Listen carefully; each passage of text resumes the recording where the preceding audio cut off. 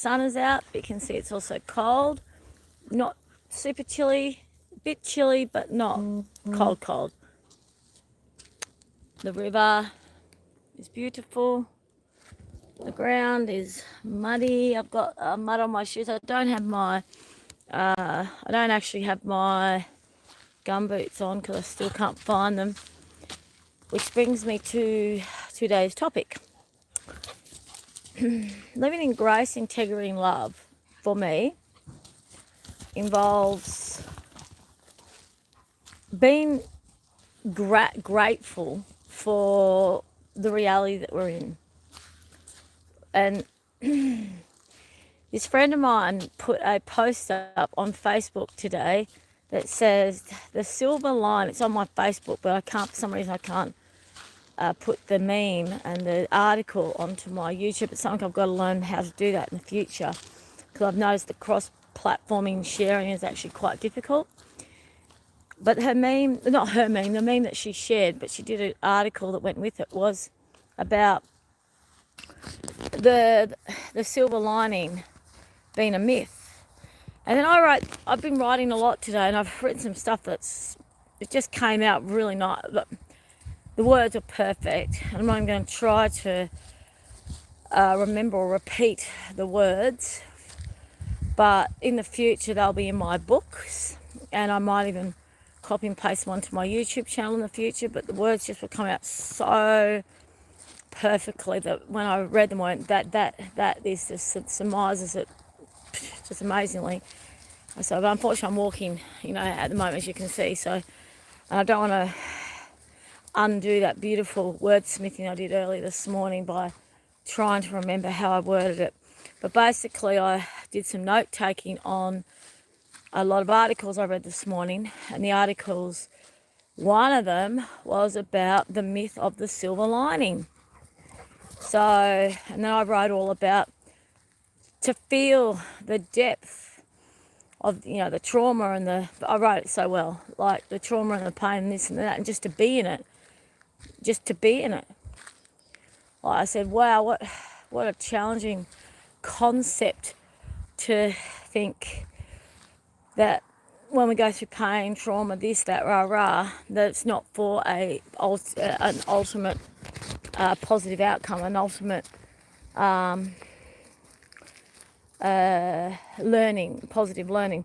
One of the things the article was talking about was you can't do the full healing if you think that the trauma and the pain and the experience is for a positive outcome, that there's going to be silver light at the end, that there's going to be a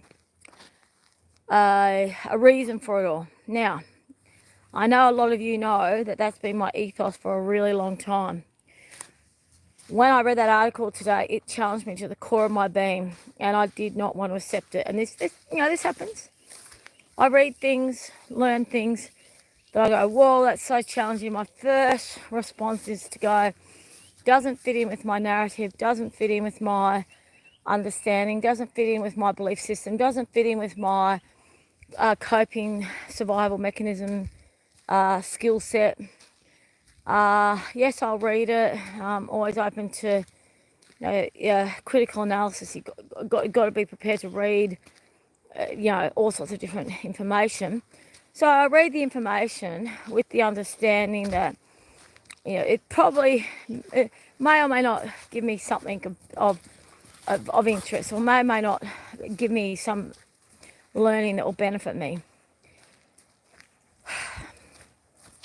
Many times, that's how I've initially attempt to read the articles that are very opposing my belief systems.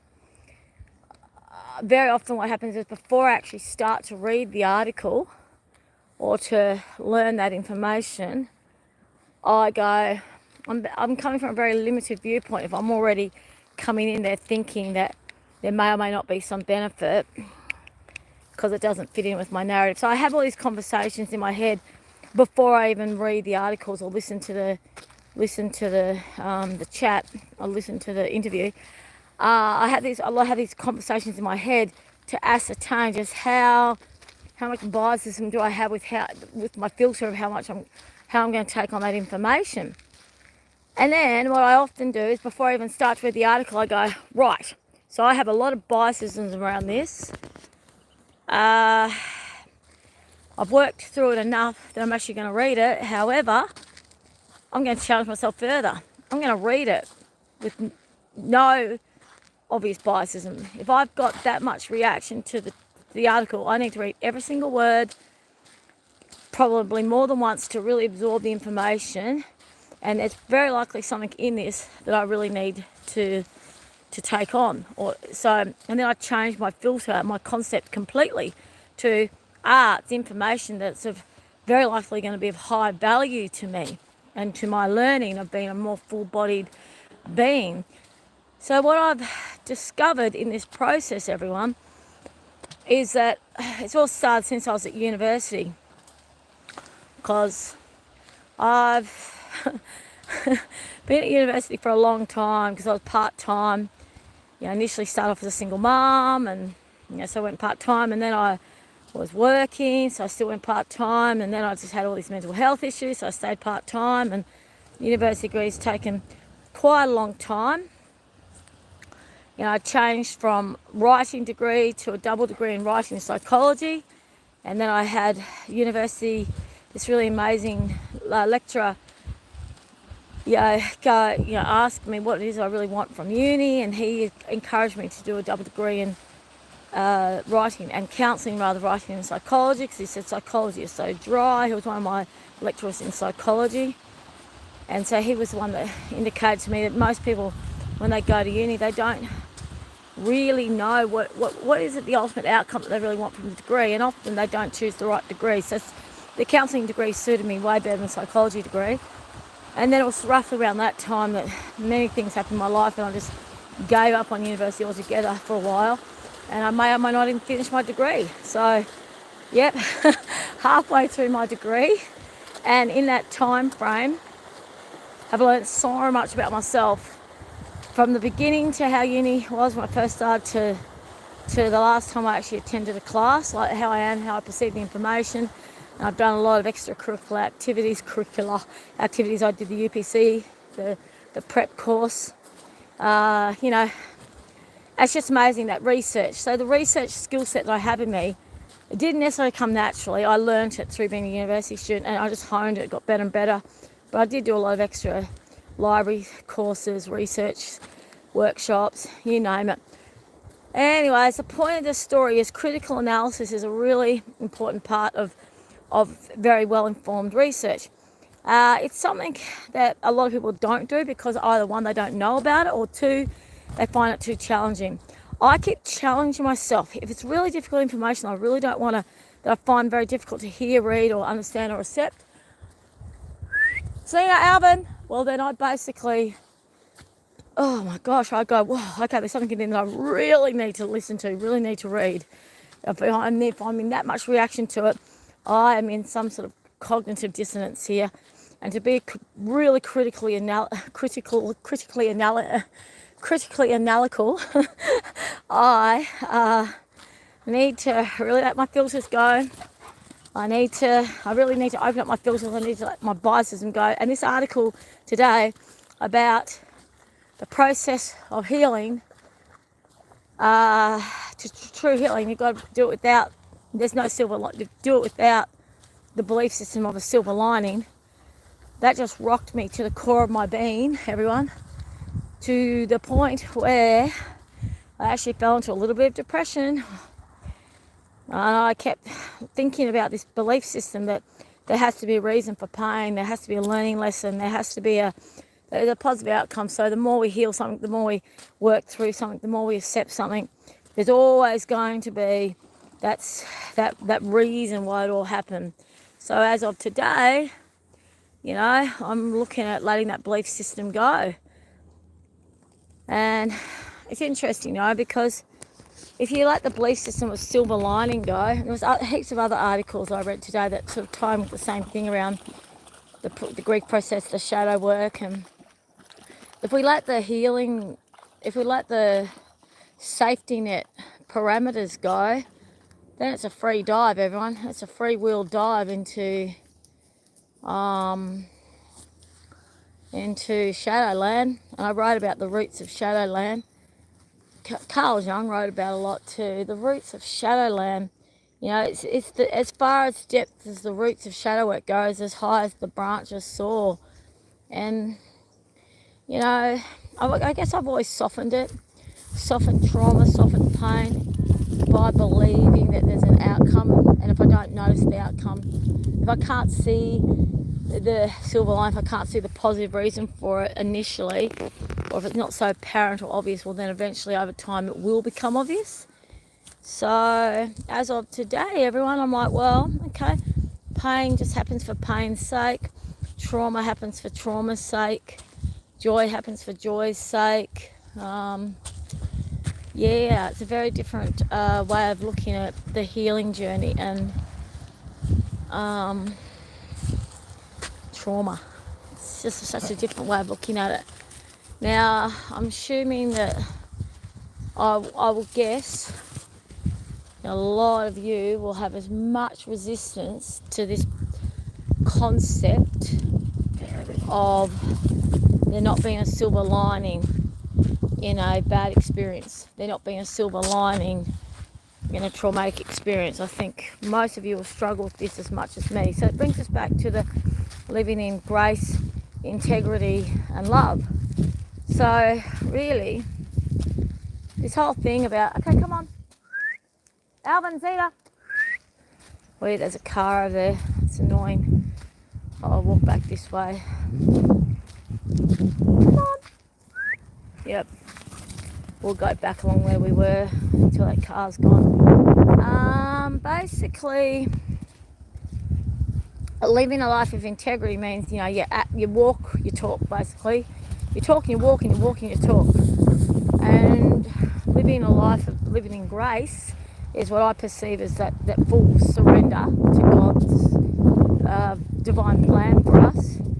And God's divine plan, it's interesting because I talk to a lot of people about it's part of God's divine plan, that trauma element that a lot of us have in our life, or is that the devil's work and God just creates a really godly, you know, rewarding outcome from that attack from the devil. But then how does that tie in with, if God's turning around a concept, okay, so something happens, right? So I had an experience recently and I said, oh, God's planning for me was to blah, blah, and I had and I had a couple of people say to me, no, that particular thing that happened wasn't God. That wasn't God. God just turned it into your favour. God turned that disgusting devil, I don't know if you can hear that wind, God turned that really horrifying, so very, we'll just say evil, devil sort of energy situation. God turned that into my favour. But then is that not the silver lining? Because what happened for me was this particular circumstance was going on, and I have had other circumstances that are as challenging, but there was this really challenging circumstance. And at all times I knew I was in God's favour, I knew I had God's protection, I knew that everything was going to be okay, I knew I had to be proactive and do my bit to, you know, be an adult, and I knew that I had to be in action and I had to be listening to God's guidance. I couldn't just sit there and let God do all the work. I had to do a lot of prep work and a lot of, but mainly I had to surrender. Mainly my main job was to, so as a human, a child of God, surrender to God's full protection. But I had to be mindful of God's guidance. But the whole time that situation was happening, I felt like I just knew that this horrifying situation was going to have this incredible outcome, and I didn't know what the outcome was going to be. I just knew that it was going to be an outcome that was going to benefit everyone involved to the highest frequency of learning.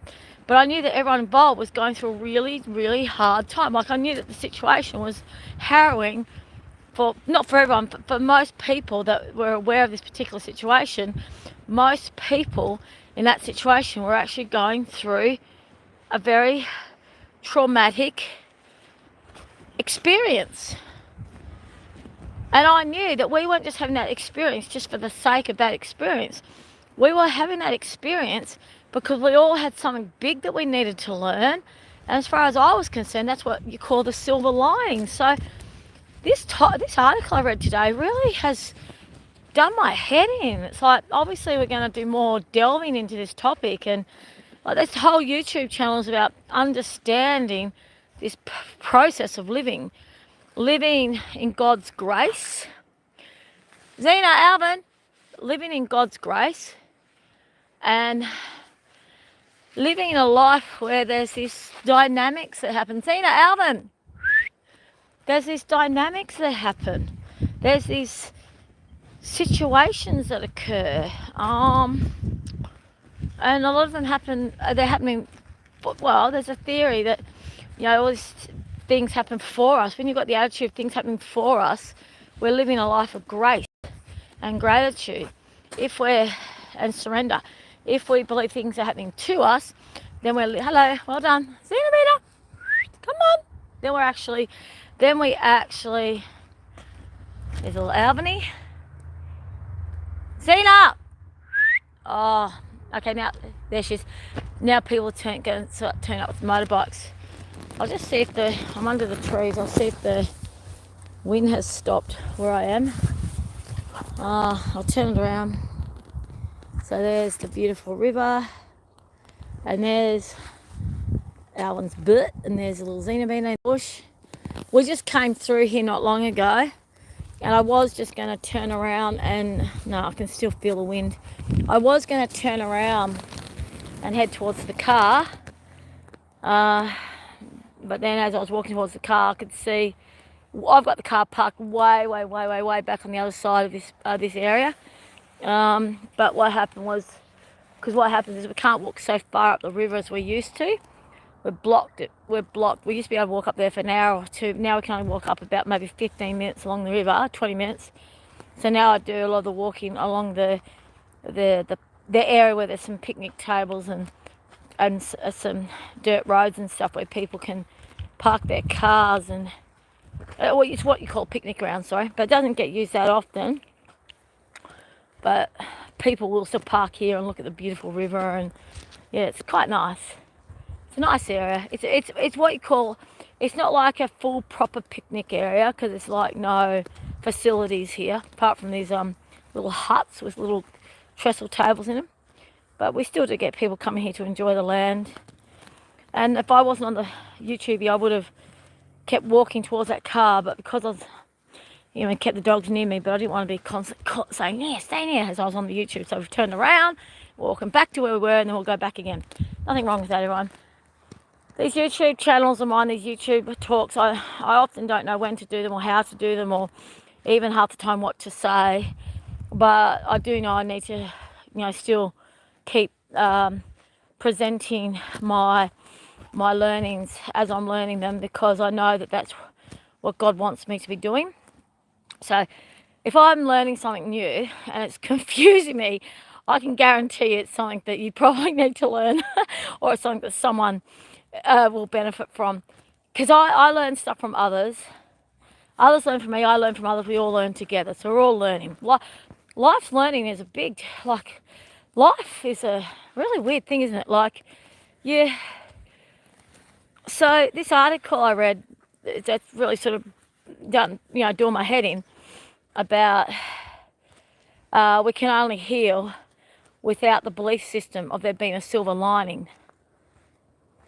Right, so if we believe there's a silver lining involved, we can't do the full healing because we're not going deep into the pain without a softening, without a cushioning, without I don't want to say plan B or a numbifying agent, but how else can we word it? So if we're doing our deep healing with a belief system that there's a valid reason for the pain, that we're going to learn something really amazing when we finally get to the other side of it. And that's all for a high purpose. And, you know, if we go into the full pain like that, we're not going into the darkness, the depths of the pain. Because if we go into the depths of pain, just the depths of the trauma, just because that's it, that's all we have, that we've got that pain, and that's the reality, and that's it. The fact is, this particular thing is going on, it's causing pain, and it's not for any reason. It's not for a lesson, it's not for a growth, it's not for, oh my gosh, seriously, can you, does that do anyone's else head in? Because it does my head in. It does my head in. It actually terrifies me. If pain and trauma happen just because they happen, just like joy happens just because joy happens, what does that say about life and learning and God? And my head's reeling right now. It's reeling so much it could just explode from the... And the lady who put it up, her name's Lynette Chanel. She puts up really amazing articles, and all these people writing these articles, they don't write them to annoy us. They don't write them to make our life uncomfortable. They're just helping us become truly authentic. Now, the other thing that I wanted to share, which is really stressing me out and hurting me a lot, is I've been watching these other articles from this other lady. I don't know her last name, but her first name's Kat. And she does Sacred Soul. I can't remember her name. Her YouTube channel, isn't that terrible? Anyway, she does Sacred Soul work, and her articles are really, or her YouTubes are really fascinating for me. And I have posted her stuff on my YouTube, so I don't know if you can find. I haven't actually looked at my YouTube on a computer yet, so I don't know what it looks like if you're looking at it from a computer. I only know what it looks like from my phone. I do everything from my phone at the moment because my computer's still not set up. But one of these days when I actually set up the actual, like I've got the library finally finished, and I can set everything up, but because I didn't need to get the computer set up, because the urgency of that particular, I had all this information I had to collate and organise, and because that urgency got taken away, now I've decided to focus on the sewing room and the shed, because if I get the shed really nicely organised, then I can access my tools. I can find things like my gumboots. And, oh my good Lord. And the sewing room, you know, like the sewing room is like creativity and fun, you know. Like I get access to all my art craft stuff. So, which still hasn't been unpacked properly or organised properly, and I'm really looking forward to being not just hard slog creativity like landscaping and gardening and making a house. Like I've got a house that the window frames were, the wood around the window frames was rotting and dry rot, and they were breaking, and the windows, they were all cracked in the window frames. The windows in the window frames there was big gaps, and the glass could blow out. There was lots of wind, and so I had all this hard stuff to do, and stuff that there's an element of satisfaction of getting a job that needs to be done. But as far as being creative for the sake of being creative, you know, that's something that I haven't really experienced for quite a while now, which I really miss. I miss just being, I'm such a creative, artistic person. I haven't done a painting or done any sewing, or I haven't done anything really super fun with my creativity in quite a long time.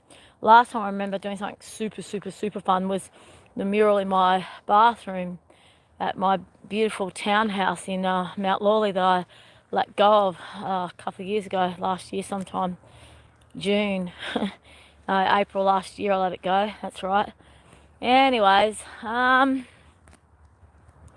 what what's my point in the story? So the soul extension work is something else that's triggering me, not just the grief and pain not having a silver lining. There's no point of the silver lining. The silver lining's a myth to soften the blow of pain and tragedy and this and that, rah, rah. This is just one person's viewpoint, of course. But because I've had such a reaction to it, I know there's a huge amount of growth in this concept. So if we just accept trauma happened for trauma's sake and not because it's necessarily part of our honing or our training or our learning. But then with this sacred soul ascension work, it's the same thing. It's like we go deeper and deeper and deeper into ourselves within our interactions. Well, her work is about twin flames. Soul ascension work through your twin flames. And she's like really on the ball. Like she's not, a lot of people will talk about twin flames and they try and make out like it's some sort of, they gliblify it and romanticize it and mainstreamify it. And there's a lot of people making money out of doing workshops and they're just trying to make out this all glitzy and fun and cute and, oh, the love of my life. It's not like that. It's your soul. It's your soul's love.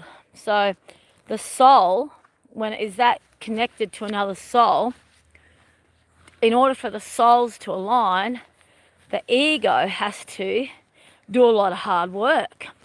And all of these people who meet romantic loves, that's actually called soulmates. They're soulmates. They're like, it's a different story. There's all these different, they're people who come together and they resonate and they have this beautiful, you see these people have these really lovely, cute lives. And they don't do big work for the planet, but, you know, they just got this real easy flow with each other. So they might, you know, run the household really well. They might, you know, bring up beautiful, happy children. They might be the best parents ever. They've got a little farm. They're not doing anything big for the planet, but they are very good with each other and they bring a lot of joy and amazingness to the planet just because of their joyful bubbliness together. You see those people. It's exquisite. Twin flames, the twins, they have this magnetic pull. They can't live without each other. They're always thinking of the other. When they're away, like there's this pine, there's this constant pang because the other is half of us. Like that's why it's like a twin. And with twin flames, it's when the souls actually, when the body and the souls are aligned completely, and the ego and the identity, the person in the identity has done all their shadow work, that's when the souls can align. And it's when the souls align and they join. And there's so much to it. It's so fascinating. I'm bastardizing it just a little bit here. Not simplifying it. I'm not trying to gliblify it. I just don't want to spend too much time on this particular YouTube channel right now talking about it. Go to Kat. Go to Sacred Soul Extension. Oh, the way she describes it, you'll get it. You'll get it. It's phenomenal. But it's hard work. It's not easy work. It's excruciating work. And it's like ties in with the no silver lining. It's like the excruciating work doesn't even necessarily mean the souls may align in one time frame, sometimes the souls can't, sometimes the bodies and the souls and twin flames can't do enough of the hard work to heal. They can't actually align to get that union, that reunion going on. When they do, they are then God's angels.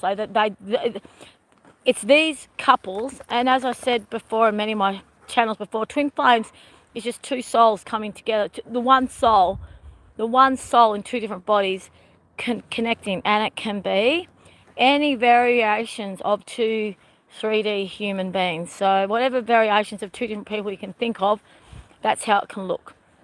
But there's a few other elements to it. Some people think, oh, I've loved that person since I was in high school, and usually you meet them later in life, and there's all these interesting things, like there's either an age difference, a racial difference, a cultural difference, and it's really funny because they say that's deliberate. It's actually done that deliberately because the two coming together in themselves show the world how two opposites working as one, unified, it actually brings unison to the planet. So the whole thing about twin flames is about being of service to the planet, God's work, and that's the honing in that is just it's just insane. How do I word this better? The training process of being a twin flame is excruciating. It's excruciating. And the only way one can heal through it and with it is by doing the shadow work. Because what we do for ourselves, we do for the other. And what we do for ourselves and the other, we do for the world. So it's a real sort of sacrificing. You can't have an easy life when you're a twin flame and when you're a God's chosen one. And twin flames are God's chosen one. We're chosen ones to do big stuff for the planet. So this might not resonate with everyone, but people are, God has got these people but how does this tie in with the silver lining thing? This is why I love uni so much. I used to love the debates in the tutorials. Found them fascinating. Lectures was mainly listening. Tutorials was about sort of debating, and it's fascinating. But now, university's gone so online. If you're an on-campus student, you do everything online now anyways. It's horrible.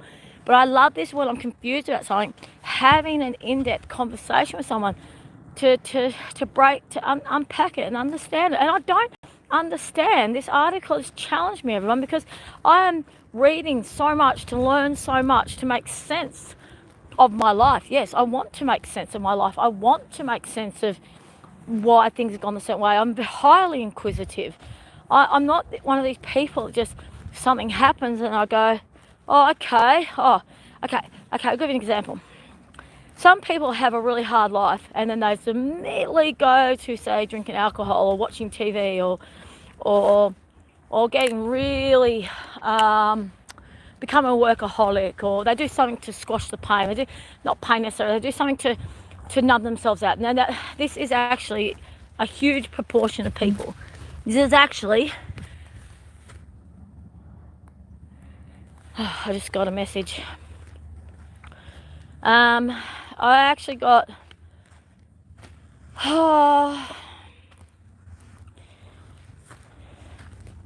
Yes, everyone, I'm confused because the lady just responded to my query. I said, it's so challenging, this scenario about if we let go of the softening and the myth of all pain is honing us and teaching us, and there's a good lesson at the end, something that's teaching us, silver lining. We let that go, we've got nothing but the pain, nothing but the trauma, nothing but the abyss. So we just have to fall into that abyss with no safety net. No safety net, just free falling. Free falling. Free falling. We're just in the pain, in the heartbreak, in the whatever, just because that's what it is. Without any mindset that there's something to learn from it, or that we're going to become stronger for it, or that we're going to get a reward from God at the end of it. We have to let that myth go completely. Zena, Alvin. Right. So over time, there'll be more articles that show up how that aligns with the twin flame journey, because the twin flame journey is pure surrender. It is pure surrender. Come on. The more and more I read about it, it's just surrendering completely to just being in your body, in yourself, embodying all experiences. Yep, not numbing anything out, not hiding anything, not trying to make sense of anything. Come on. Come on. This walk's a bit longer than they planned because we had to turn around because of that car. There, thank you. Woohoo! Yeehaw! There they are, see? I can't. Oh, actually, I might be able to... Ouch. Oh, I think... Well, I had you in my hat.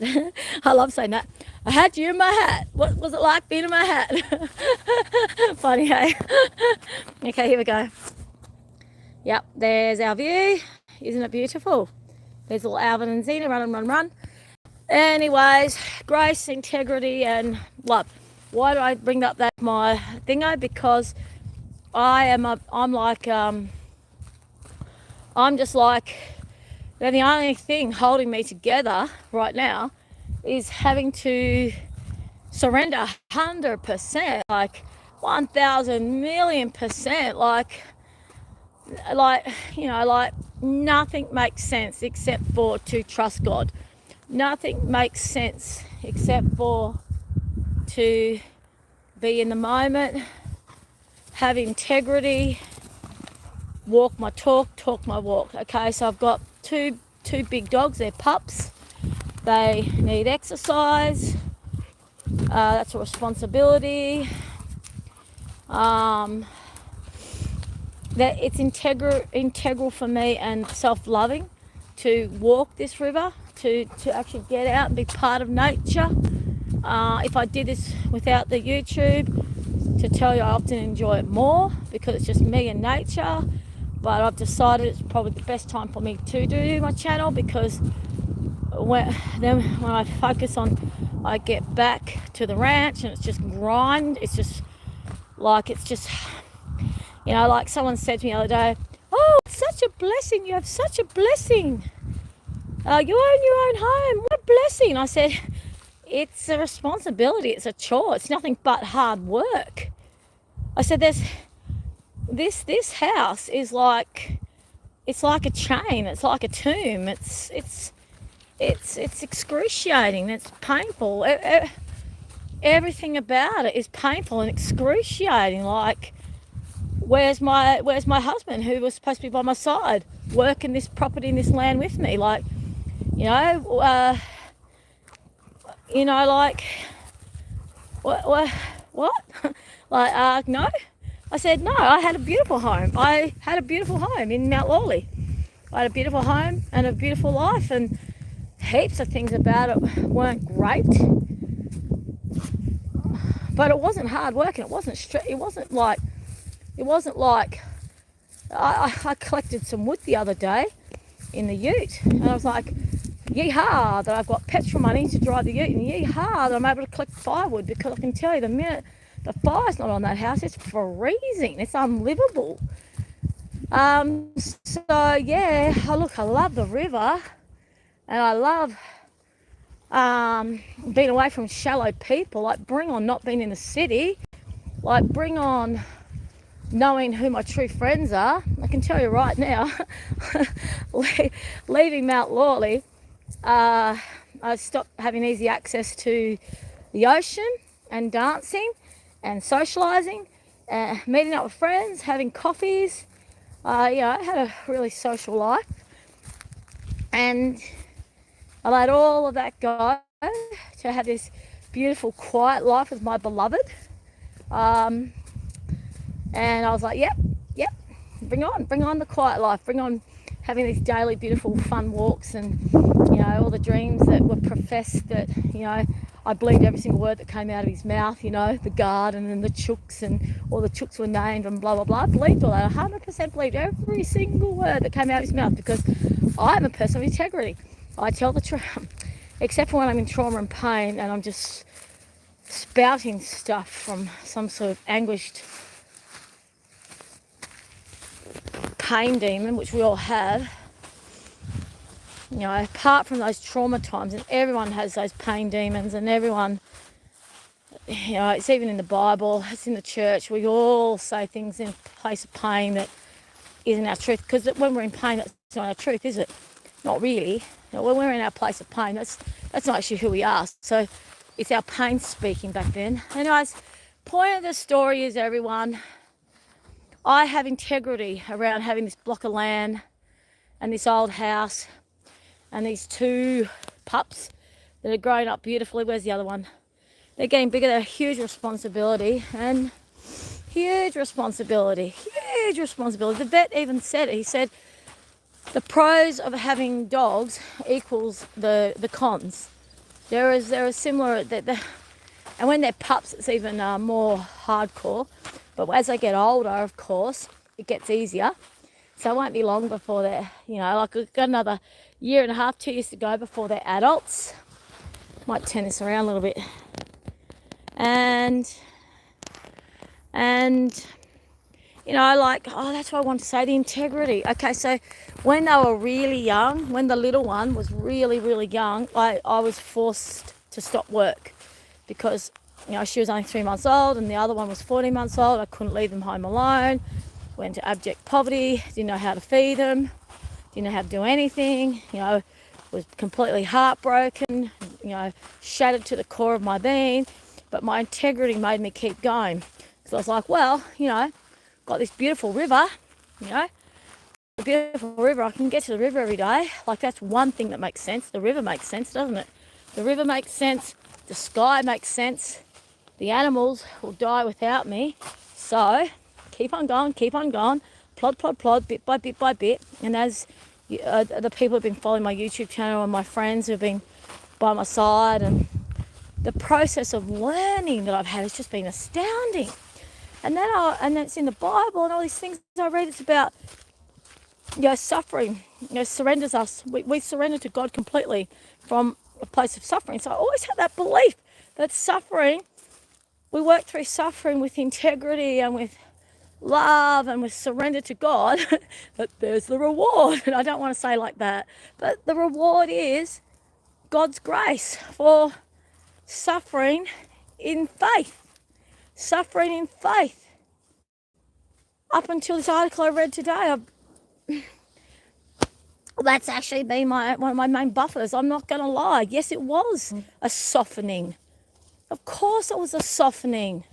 Going, all this suffering, all this pain is for a reason.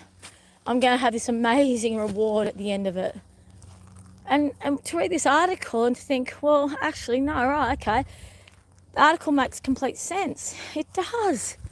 The deep healing has to be done without the buffering, without the safety net.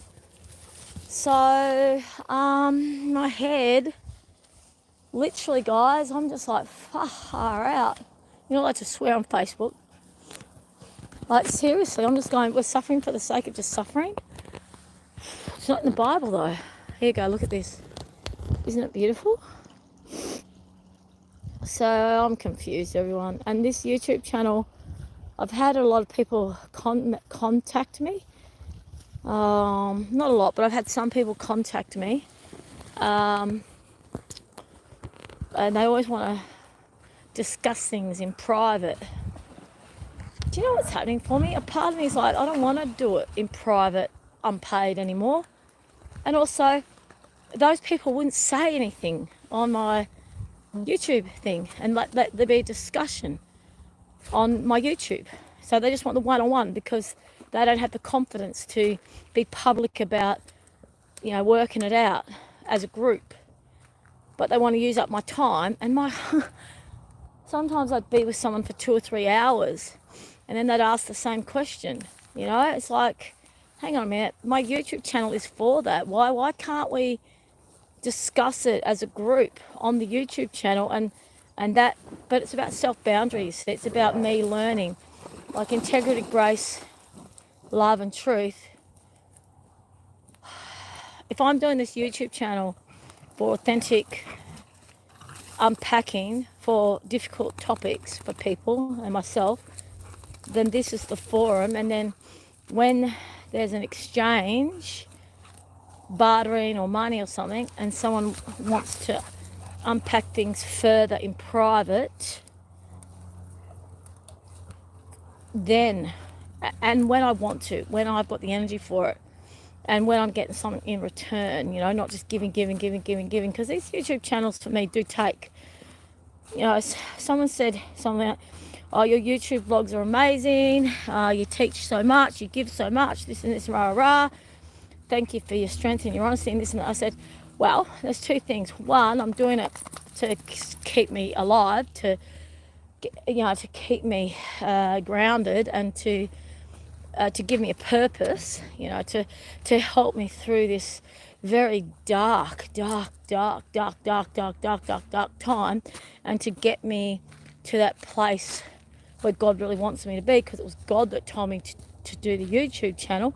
So there's something about this, about me honouring God's guidance. So I honour God's guidance, and then I'm going, the little child in me, okay, I do God's guidance, well, eventually I'll get God's reward, okay, which I do. I'm in God's favour. I feel God's favour all the time. I'm blessed constantly. I've got the most amazing amount of support and love and care and kindness, and I don't not see it, and I'm not grateful. I don't not see it, and I'm not ungrateful. I'm so grateful. This is why this article, and we do need to be careful about articles we read that shake us so much. Like, I initially didn't want to read it because I thought that will shatter me too much, because that belief system of a silver lining is my main safety net, yes, or my main propellant, or my main buffer, I can do this, I can get through this because it's for a reason. I'm going to learn something from it. I'm going to become a transformed person. I'm going to take that away. Okay, I've just got to experience this pain. Again.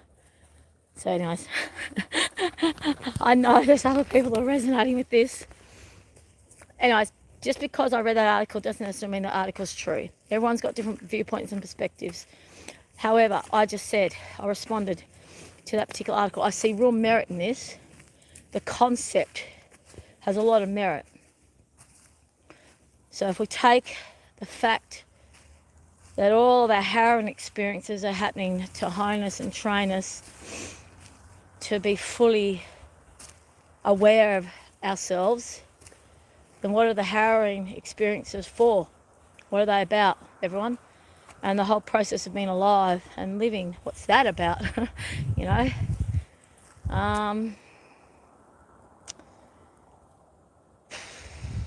I just came back, Zena, Alvin, I just came back from a doof, and for some of those who don't know what doofs are, they're big dance parties in the bush, but we have food stalls, coffee stalls, there's clothes, we have medical tents. They're like mini festivals. They're amazing. And we have 2 dance stages and a chill stage, and people camp. A lot of people just travel around the world and around Australia doing these. It's a subculture, and it's a beautiful culture, and it's the best way for humans to live. The best way for humans to live. We just had a recent experience and it was interesting because I stayed back a bit later. I left my dogs alone for Saturday afternoon, Saturday night, and a fair bit of Sunday day, knowing, praying that they would be okay. I knew that they would be because we also had a rainy night Saturday, so I knew it wouldn't be so cold. But next time in winter or summer, like, having dogs is such a restriction. But when I'm more set up in the future, I'll just take them with me to the doofs, but I've just got to set up the ute. The ute is nowhere near ready yet for camping, especially in the cold. All right, I'll get there.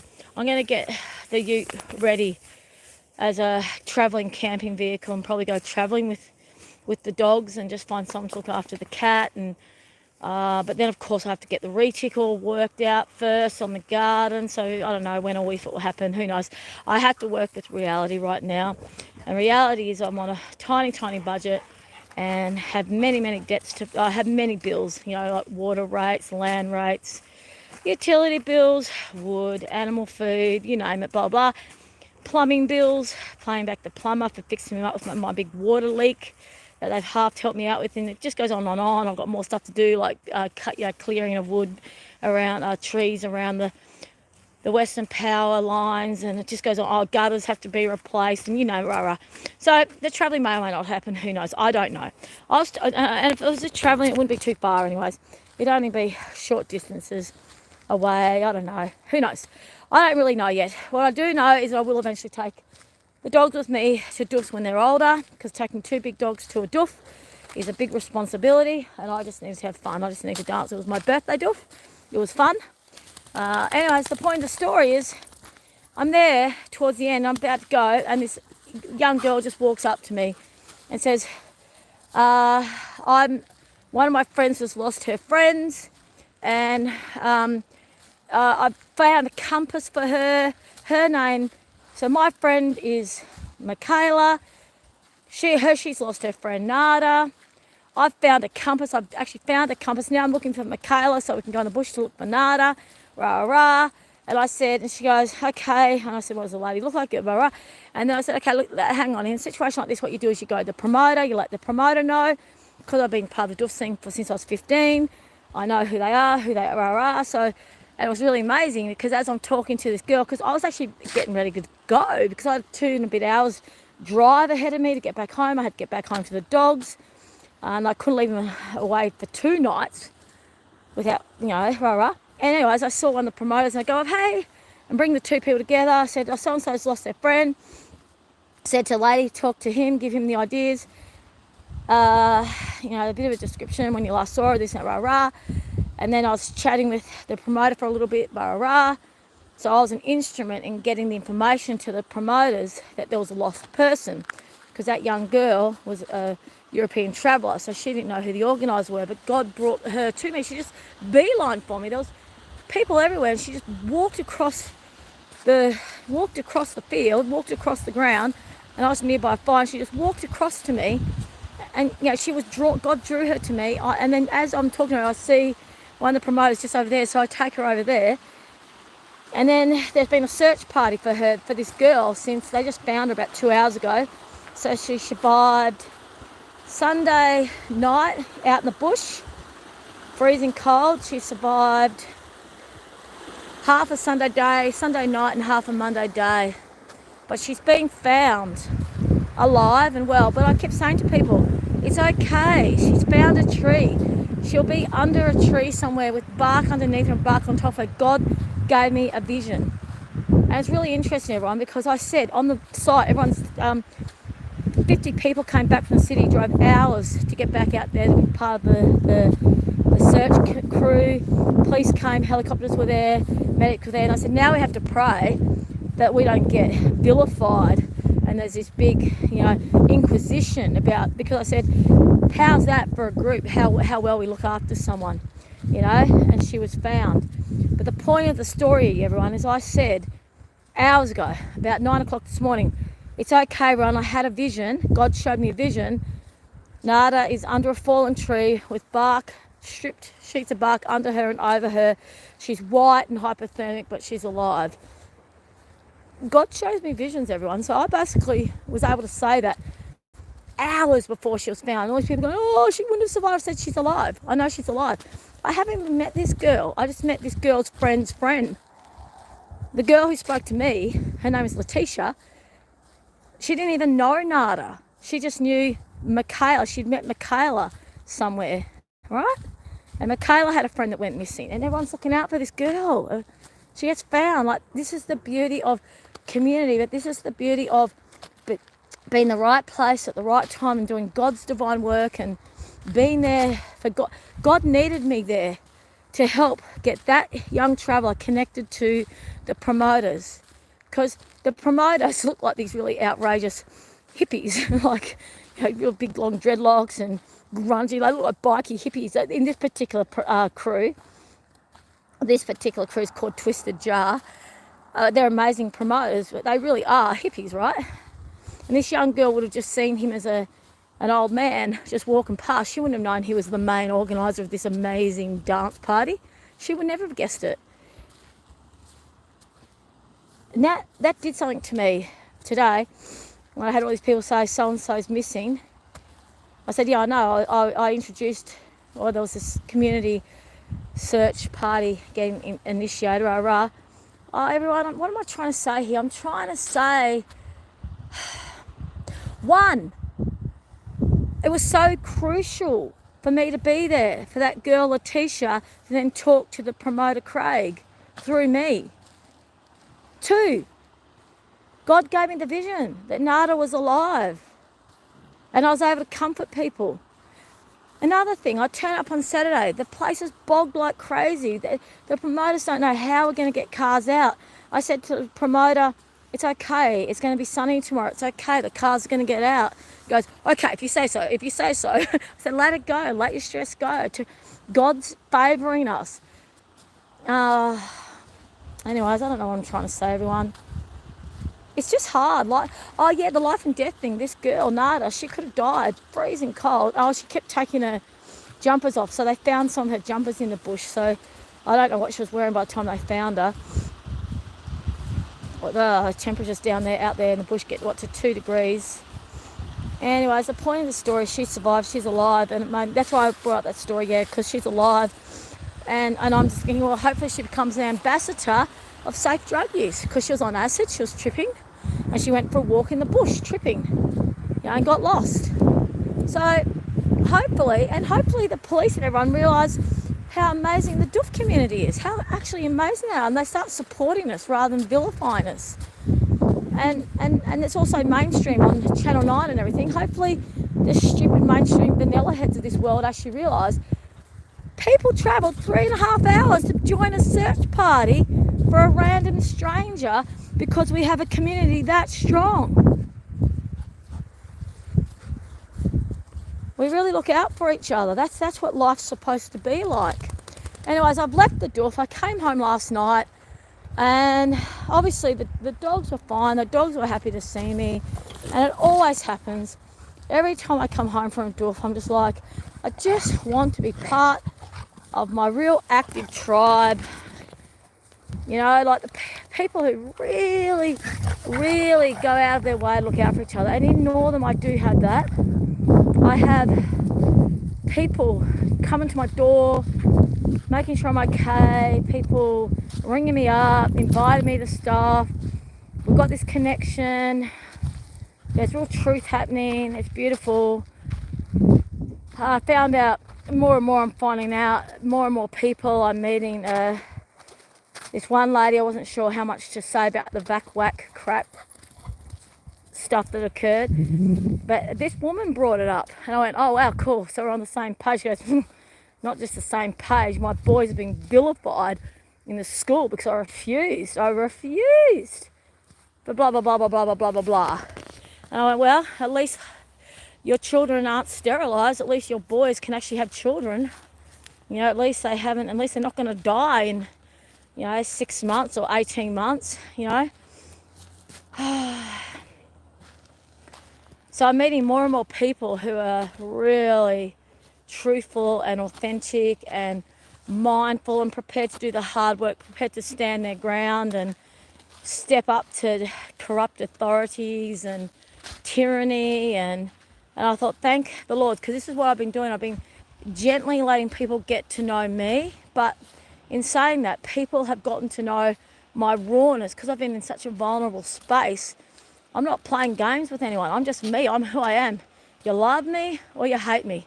Your choice. If you hate me, in my opinion, it's because you've got problems or issues with authenticity. The people that really, really find me challenging to be around, you think, what? What is it? What is it about me? You work it out for yourself. I don't take it personally. It's like, if you've got, but what I'm actually experiencing is in Northern, people are just like loving me. So I'm my tribe. Northern is my tribe. The Doof culture is my tribe. Not everyone in the Doof culture, there's a lot of, not everyone in the Northern community, but a lot of authenticity, integrity, speaking what you really feel, living your dream, acting out in your dream. This is what I've come to realise too. I've been speaking to lots of people lately about, they go, da da da da da da da. So are you going to do it? When are you going to do it? You've been talking about that for so long. When are you actually going to do it? This is what my husband was like, always talking about all the dreams he always wanted to do and never bloody doing anything. And then he starts to make some action. He starts to actually make something real. He starts to actually do something which involves me, gets me involved in the dream, and he goes, nah, too hard. I just need to go somewhere I can just drink alcohol and smoke marijuana and sit in my underwear and just play my computer games. And so I've got to go, whatever.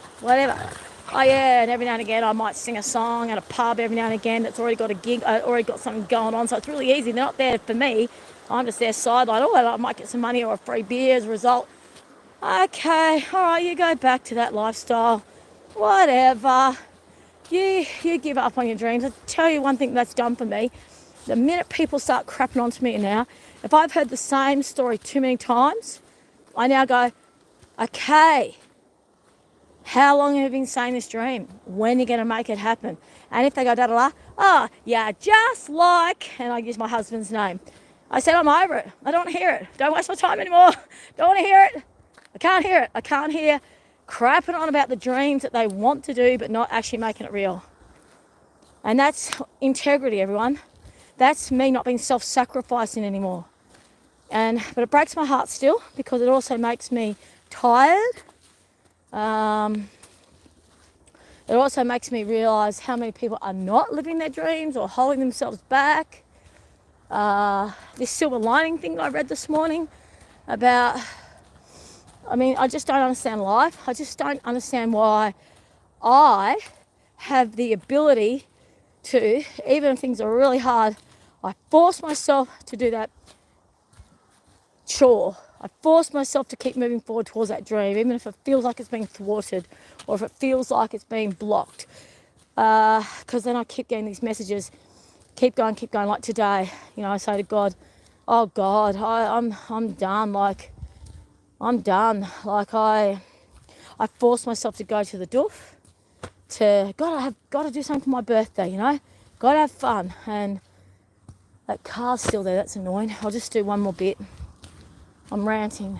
I am so, like, it's so hard. Like, I know a lot of people find it hard. Like, there's so many people I could ring right now, but I don't want to. Because what am I going to say? Oh, I read this amazing article about trauma and pain. Can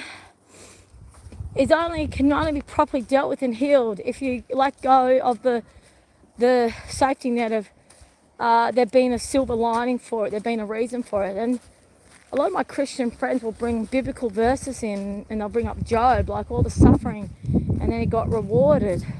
But see, when Job surrendered, he didn't know that God was going to reward him. And he did say, take my life. And, David, I can't remember all the biblical verses, sorry everyone, but well, if you can't believe that trials and tribulations are training you and honing you for a peaceful ending, like, I'm so tired of people, everyone. Like, I'm even at the doof, like, okay, so normally what happens is I'm often at dance parties and I'm really available and approachable to people hugging me, and I'm just trying to get past Zena. Zena, move please. I'm actually trying to get under a tree near a bank, and she wouldn't move her butt. She was right on the edge, and I didn't want her to, see, like that. I didn't want her to bash into me as I was, I don't know what I'm trying to say. What am I trying to say? Integrity, grace, and love. So, yeah, I came back from that doof, and knowing that girl was missing impacted me, knowing that she was breathing cold. Then I got the vision that she was okay. Then I tried to help everyone else out, realise that she's okay. And then I also said to everyone, now we have to pray like crazy that we don't get a negative inquisition from the police and the medics, because, now they know one of our dance sites. We had a really awesome dance site, another spot that got bulldozed up. It's actually public land, by the way, and they bulldozed this whole ground up so no one can use it, like not even the loggers. They've just dug it up so no one can use these dirt tracks, just to stop the doofers. And all we are is a group of people dancing, connecting. But at this particular one, I did have quite a few people approach me and want to do the playful, jovial, sort of frolicky energy, which they so know me as. And I didn't have it in me. And I was like, whoa, okay, so something's sort of died or something in me. But has it died? I don't understand. Like, I said to someone, well, it's been so long since I've really played. And it's been so long since I laughed. And it's tiring. And then I'll give you, it's really interesting, with the dreaming. Like, someone said to me a while ago, actually I've had a few, gentle, I had a few people, I've actually had many different people say to me, because when they realised that they knew I was going to be doing 99% of the work, and that my husband had health issues, and Was very unskilled and relatively useless, apart from his singing, relatively useless around anything to do with country living, rah-rah. And he wanted to, and he's going to try. And I was like, good on you, and well done you, and bring it on. But I knew ultimately I'd be doing most of the work, and I was prepared for that. I was just learning. I just want him by my side because I love being around him. I love his companionship, and we laugh, like we have joy. We have so much joy, not balanced in the sense of energy. Like I couldn't really. It's not like I had my strong man by my side helping me make life work, but I had my love by my side, laughing and enjoying nature, and just in the simplicities of joy, just the simplicity of life, which really gave me a lot of peace because it helped me focus on what was real in life, which is nature, which I already focused on anyways, but I was sharing what's real with someone else who also realised the value of it. But my main payoff was our laughter, our playfulness. We have this magical child-free love. It's just this exquisite. I mean, the love making was just next level. The love was next level. The love, the compassion, the kissing, the sensuality, the actual love was just something I've never experienced before, because when we're in our heart, it's true love. Like when he was in his heart space, his love of me was twin flame love. My love for him is twin flame love. Love, love, love, love, love. But it was the laughter, everyone. That's what I remember the most, how happy I was when we laughed and when we joked. Not bad jokes. It's hard to explain. This playfulness, this random, free-spirited playfulness. And I was speaking to someone about this the other day, and that's another sign of twin flames too. They've got this complete childlike vulnerability, like they feel completely safe with each other. They feel like they're home to each other. They're home to each other. When you're with each other, you feel like you're home. It's just a weird feeling for twin flames in separation, but it's not real separation. Twin flames are never separated. They might be separated in 3D, but they're never separated. They're always connected in their hearts, but it's excruciating connection. Beautiful, because it inspires you to be the best person you can be. You never can just settle and do little or not much. Look at that. But what am I trying to say here? What am I trying to say?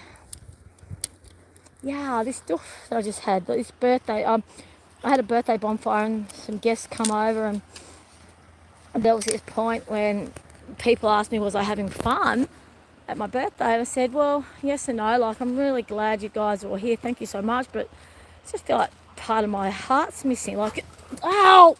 Zena! That hurt. Come here. Look at that little bugger. You hurt me. Sit down. You hurt me, okay? Look at that little face. Be gentle. Be gentle. Okay, so I might just show you the river. She just pushed into the back of my leg a bit rough. I don't know, everyone. My YouTube channel is a weird one. It's weird. I often, I feel this compulsion sometimes to share, and I don't know what to share. It's part of my healing, part of your healing, part of life's healing, because what I'm going through is what a lot of people go through. One of the things I went through at my birthday, it happened at Christmas too, and you had this experience. And it's fine, it's good, it's joyful enough, but there's this part of your body missing, there's this part of your heart missing, part of your soul's missing. And it's this constant anguish. It's like this most excruciating deep anguish, and nothing takes the anguish away. And that's why I thought if I had that, try and turn the phone around, sorry, if I had that silver lining, believing in the articles, when the two twins do their trauma healing, and I know my husband's doing so much trauma healing right now because he reverted small, and it'd be killing him. He'd be in absolute agony. He'd be in more agony than me.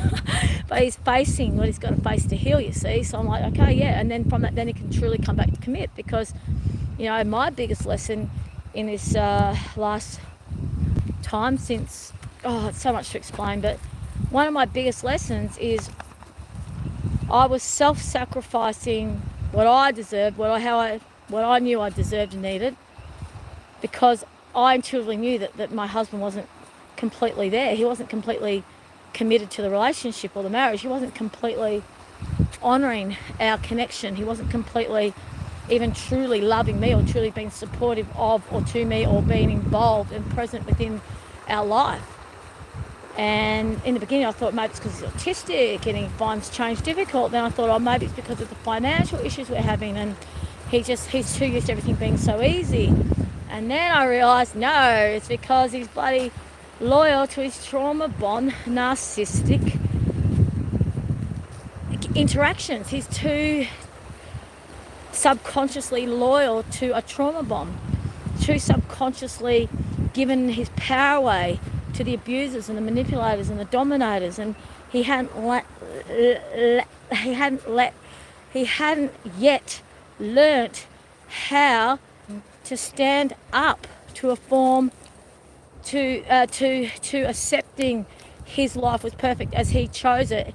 He didn't need to get approval from these bullies and manipulators and abusers. He didn't need their approval. He hadn't yet 100% let that go. He was telling me he had. He told me he was going to hold them to account. He told them he was going to write a letter. He told them he was going to protect us. He kept telling me what he was going to do to help us out, to get them out of our lives. And he kept telling me they meant nothing to him. But the truth of the matter, which I learnt late, was that he was loyal to them over our marriage and his dreams and our happiness and himself. That's why his self-sacrifice, him not being truthful to himself, him not truly committing to the marriage, was him not truly committing to himself. Me allowing him to not truly being committed to the marriage or truly really being present with our dream that we were creating, and me feeling dishonoured, was me also not being committed to our marriage or to myself. Because that's what happens with twin flame journeys. What one does for themselves, they're doing to the other. So the disrespect or the trauma or the abuse that they're doing to the other is what they're doing to themselves. But however, also if they are loving themselves, respecting themselves, honouring themselves, doing the hard shadow work, they're also doing that for the other. So in saying that, everyone, I am so confused, because I do believe the twin flame journey is the dominant energy behind most of my life since I first met my love, which was, what was it, when I was oh gosh, it was so long ago. Ever since I met him, I've been activated in my soul journey. That's what twin flames do, they activate the soul journey. And my life started becoming really challenging. It was quite a while ago, actually. And what am I trying to say now? Yeah, and bring it on. I'm who I am now, and who my love is now is we've grown as souls. That's not a silver flame. I think what I'm coming to understand is growing is not a silver lining. I think when they say through the pain there's a silver lining, I think it's like there's something, I don't know what I'm trying to say there. I really need more. But guess what's going to happen? God is going to show me the most perfect article to help clarify this conundrum. I've done the YouTube on it. We'll discuss it more. There is a lot here. I know a lot of you have similar, especially the twin flame people. It's hard to make sense of what's going on. The bottom line is, speak your truth to yourself. You've got to be truthful to yourself. If you don't know what the truth is for yourself, just be in a place of grace and surrender to God, and let God guide the truth. And the place of love, be in the heart stance. You can never go wrong. If you're in the heart stance, and I got told the other day by my counsellor, a decision made in the light is never to be doubted in the dark. So she said, never doubt the decisions you made with your love, with your husband. They were made from a heart stance. Never doubt, like the decision to move up to Northern, for example, was made from a heart stance. It wasn't made from fear or low dense energy. It was made from the most high frequency, high level love stance, like heart stance, godly stance ever. and all these other decisions that I made from a real high level stance. They've got to be honoured. Never doubt them. Don't doubt those decisions. If you've ever made a big decision and then you think, well, that didn't go the way I thought it was going to go or planned to go, but it felt like God was in there all the time. God was there. God is there. And whether we'll take the silver lining topic out, because that's something that I'm getting a bit twisted on.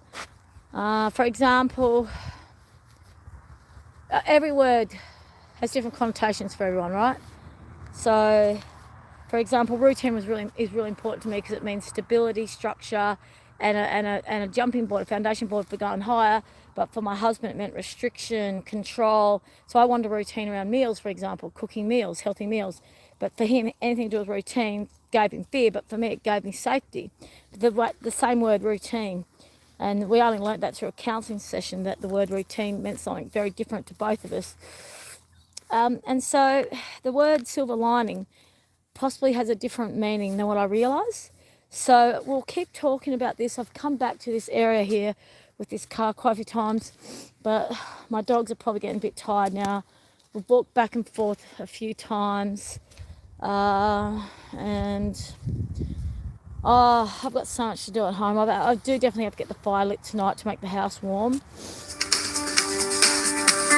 I've got to take my phone call. I'll just send a message in a second. I'll just send her a message, and I'm going to wrap this up, and then I'll ring my friend back. So yes, everyone, authenticity. I know I've touched on a lot of different things. I don't know if I've wrapped up enough for it to tie it up enough for any of it to make complete sense. I've also gone for 1 hour and 16 minutes, and I sort of was hoping that this particular YouTube would have been maybe half an hour or something. Oh, I don't know. But everyone, life is...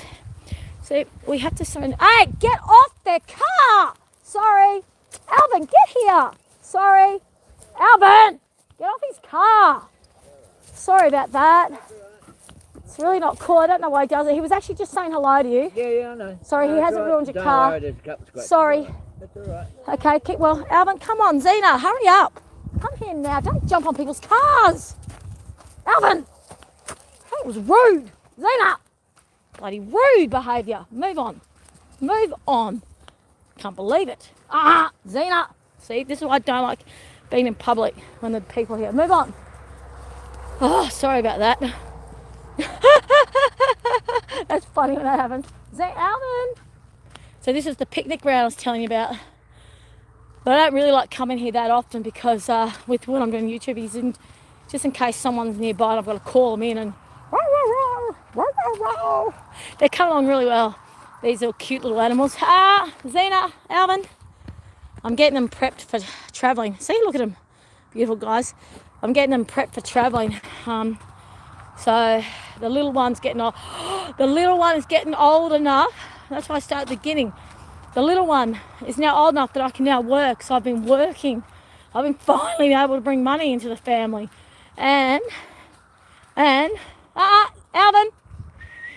And now I'm getting them more prepped so I can leave overnight if I need to, which just gives me some ability to have some fun. And now I'm getting them ready for picnic grounds, people, so I can do some travelling with them. I don't know, I might even visit some of my friends over east and I can tell you right now, I'm not quite ready to do that because most of my money's just going to the house. Keeping the dogs alive in the house and bills, so I'm not actually really saving per se. But I'm starting to realise, I can see that we can just travel in the camper van. Not the camper van, sorry, in the ute. I've been getting some supplies slowly because I have to build up all my camping equipment again. All my other camping equipment's in the camper van. But I'm going to set up. I realise we're not stuck. We're not trapped here. We're not trapped here. We can travel. And I also realise there's all the plants I got in the ground, not this summer but the previous summer, have gone through 2 winters now. and 2 summers. And if I haven't got the retic organised before I leave, they'll just, what dies, dies. You know what I mean? I can't be restricted anymore by trying to keep this. I can't keep a beautiful big block of land strong and in action and my animals just yet, with my income as it is, but I'm about to start working for this gardener, this landscaping gardener, and we're going to turn my ute into a working vehicle, with the I've got another lady who wants to invest in my business and help me get the supplies I need to do gardening, landscaping. And in all honesty, everyone, my body, because I've got so much stress that's left in my body, because when I said that the payoff with my beautiful husband and I was our laughter, that was one amazing outcome, one amazing element of our connection. It was exquisite beyond exquisite. The horrible side was the constant pressure in my body because things weren't happening fast enough or not happening good enough, or just weren't. The pressure that I felt in my body to try to provide him a beautiful life and a beautiful home was actually crippling me. It was actually crippling me. I was actually becoming a cripple. And I was in so much pain. And now that I'm doing things in a more sort of when I can, how I can, if I can type mentality. But everyone, that wasn't his fault. I did that to myself, you know. I was pressuring myself to give him the perfect life, the perfect home, and try and make everything happen too fast and blah, blah, blah, blah, blah. You know what I mean? Like, goes around. What we do for another, we do for ourselves. I was trying to make myself a beautiful home because I wanted to share a beautiful home with him. I wanted everything to be perfect. But, you know, I don't know what I'm trying to say there either. Well, except for my body I'm actually healing. My injuries are healing. It's really amazing what happens when you take stress out of your body, everyone. And that's what I was talking to someone about in one of my YouTube videos. I said about the self-sacrificing. You really know you're self-sacrificing when your body starts collapsing on you. There's something really wrong. If you're in so much physical pain, like this arm here, I couldn't use this arm. I literally had to lift my arm up with my hand. I could not use my wrist or my elbow or my shoulder. But now full movement, full flexibility. I'm dancing fine. I had a really big dance the other night. I was dancing fine. Like, most of my injuries are healed. And I've come to realise most of my injuries were stress related because I was just taking on too much responsibility. So now I'm ready to get this gardening business up and running, and that's God, and moving on. And how do I end this video? How do we end the video? Oh, so that. How do we end the video, Alvin? How do we end the video? Well, I just want to say, living life in grace, integrity, and love is, I believe, as simple as today I did not want to get out of bed. Today I was in quite a state of depression, not because of the girl going missing, because God gave me that vision. It was more to do with, I came back late last night. Obviously the fire wasn't on because I'd been out. The house was freezing cold. This morning the house was freezing cold. And I'm just going, I've got so much I have to do today on Monday. What fills my heart with joy? What fills my life with joy? God, what's the right pathway for me to go? And then I just kept getting all these blanks. So then I started doing some looking on YouTube and Facebook whilst I was in bed, and all these amazing articles that came up, which I read, which then some of them shattered me, like the one about the silver lining. And then I was like, I've got to get out of bed. I've got to make this day work. What do? Okay, I'll just take the dogs for a walk. I walk along the river, at least I've done that. And then I thought, while I'm on the river, I thought, you know, I might as well do a YouTube live and just talk to you guys about the process of, like, living in integrity, grace, and love. Because I think, like, the grace is the surrendering to God. The integrity is walking our talk and talking our walk. Like, if we've got a dream, I've been talking to people at the Doof about this and a lot of my friends about this. If we've got a dream and we're not doing anything to make it happen, well, then we're not walking the talk. We just might as well shut our mouths up and say nothing. Definitely don't waste people's time. Don't drag people into it. But if we're doing something small, like even if it's something small, okay? Even if it's a small step towards our dream, bring it on. Keep talking to me about it. If you're doing even something towards it, but if you're doing nothing, shut up. And I don't want to be one of those people that waste people's time. You know what I mean? I don't. That's why today I don't know who to talk to say, like the pain in my gut right now is just excruciating my heart. It's like trying to get through this day is really hard. And been reading a lot of articles about the twin flame journey for the one who's the feminine. The feminine is the leader. She's the one that does most of the healing for the twin flame journey. And then the man does the masculine, not the man, the masculine energy and the feminine energy, because you can get the masculine in a female body, and the masculine can be in a female body and the feminine can be in a masculine body. So it's not about male, woman. It's about, just going to shut this door because now that I take my jacket off, it's a bit cold. But I'm just trying to say, everyone, that I've been reading a lot. Every day I read a new article to learn about how best to live life and how best to keep moving on and how best to keep working with certain, and why do certain people have certain more traumatic experience than others. And I shared with you at other YouTube videos that the chosen ones, God's chosen ones, always have a more challenging life than others.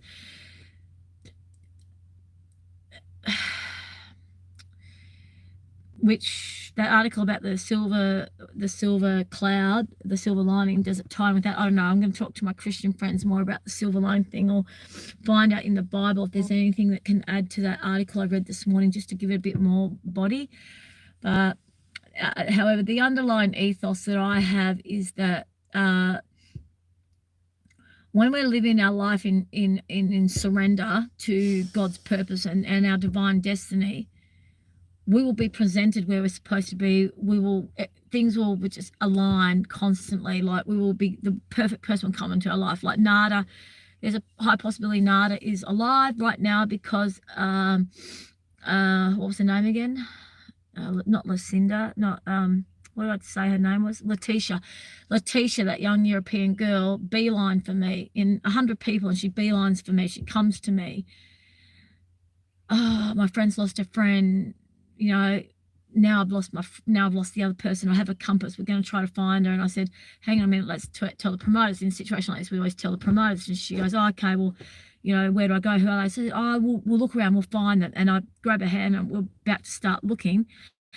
And then Craig was just over there, said, he's one. Boom, straight to him, right? We go across. So the promoters knew that this girl was missing. Boof, search party gets called on. Communal announcement gets put out. Now, I'm not saying I'm the reason she's alive, but I think there's a big part. I had a bloody big part in the search team getting created, because I alerted the promoters, who then were able to get the actual emergency team in action to look for the girl. So that's a pretty big path to play in saving someone's life. But that was God. God did that. God did that. God did that.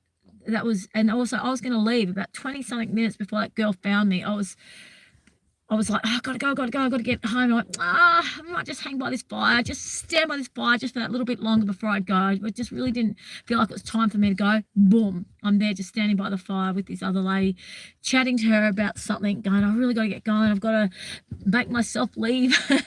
And then boom, I'm there. So what am I trying to say, everyone? Perfect timing, God's divine planning, God's divine surrendering to God's divine planning. And as humans, we're never going to understand. We're never going to understand. And the thing about trauma and pain, like, is it possible that we can actually go, pain is pain, and so what? Or is it possible that we could feel pain and have it not hurt? Like, could we get to a point where we just go, oh, my heart's breaking. Oh, yeah, okay, heart's breaking. Or I just feel really sad about blah, blah. Yeah, okay, just feel really sad about blah, blah. Because what I've noticed is when we have joy, oh wow, I love that. That makes me so happy. We go, yeah, yeah, isn't that great?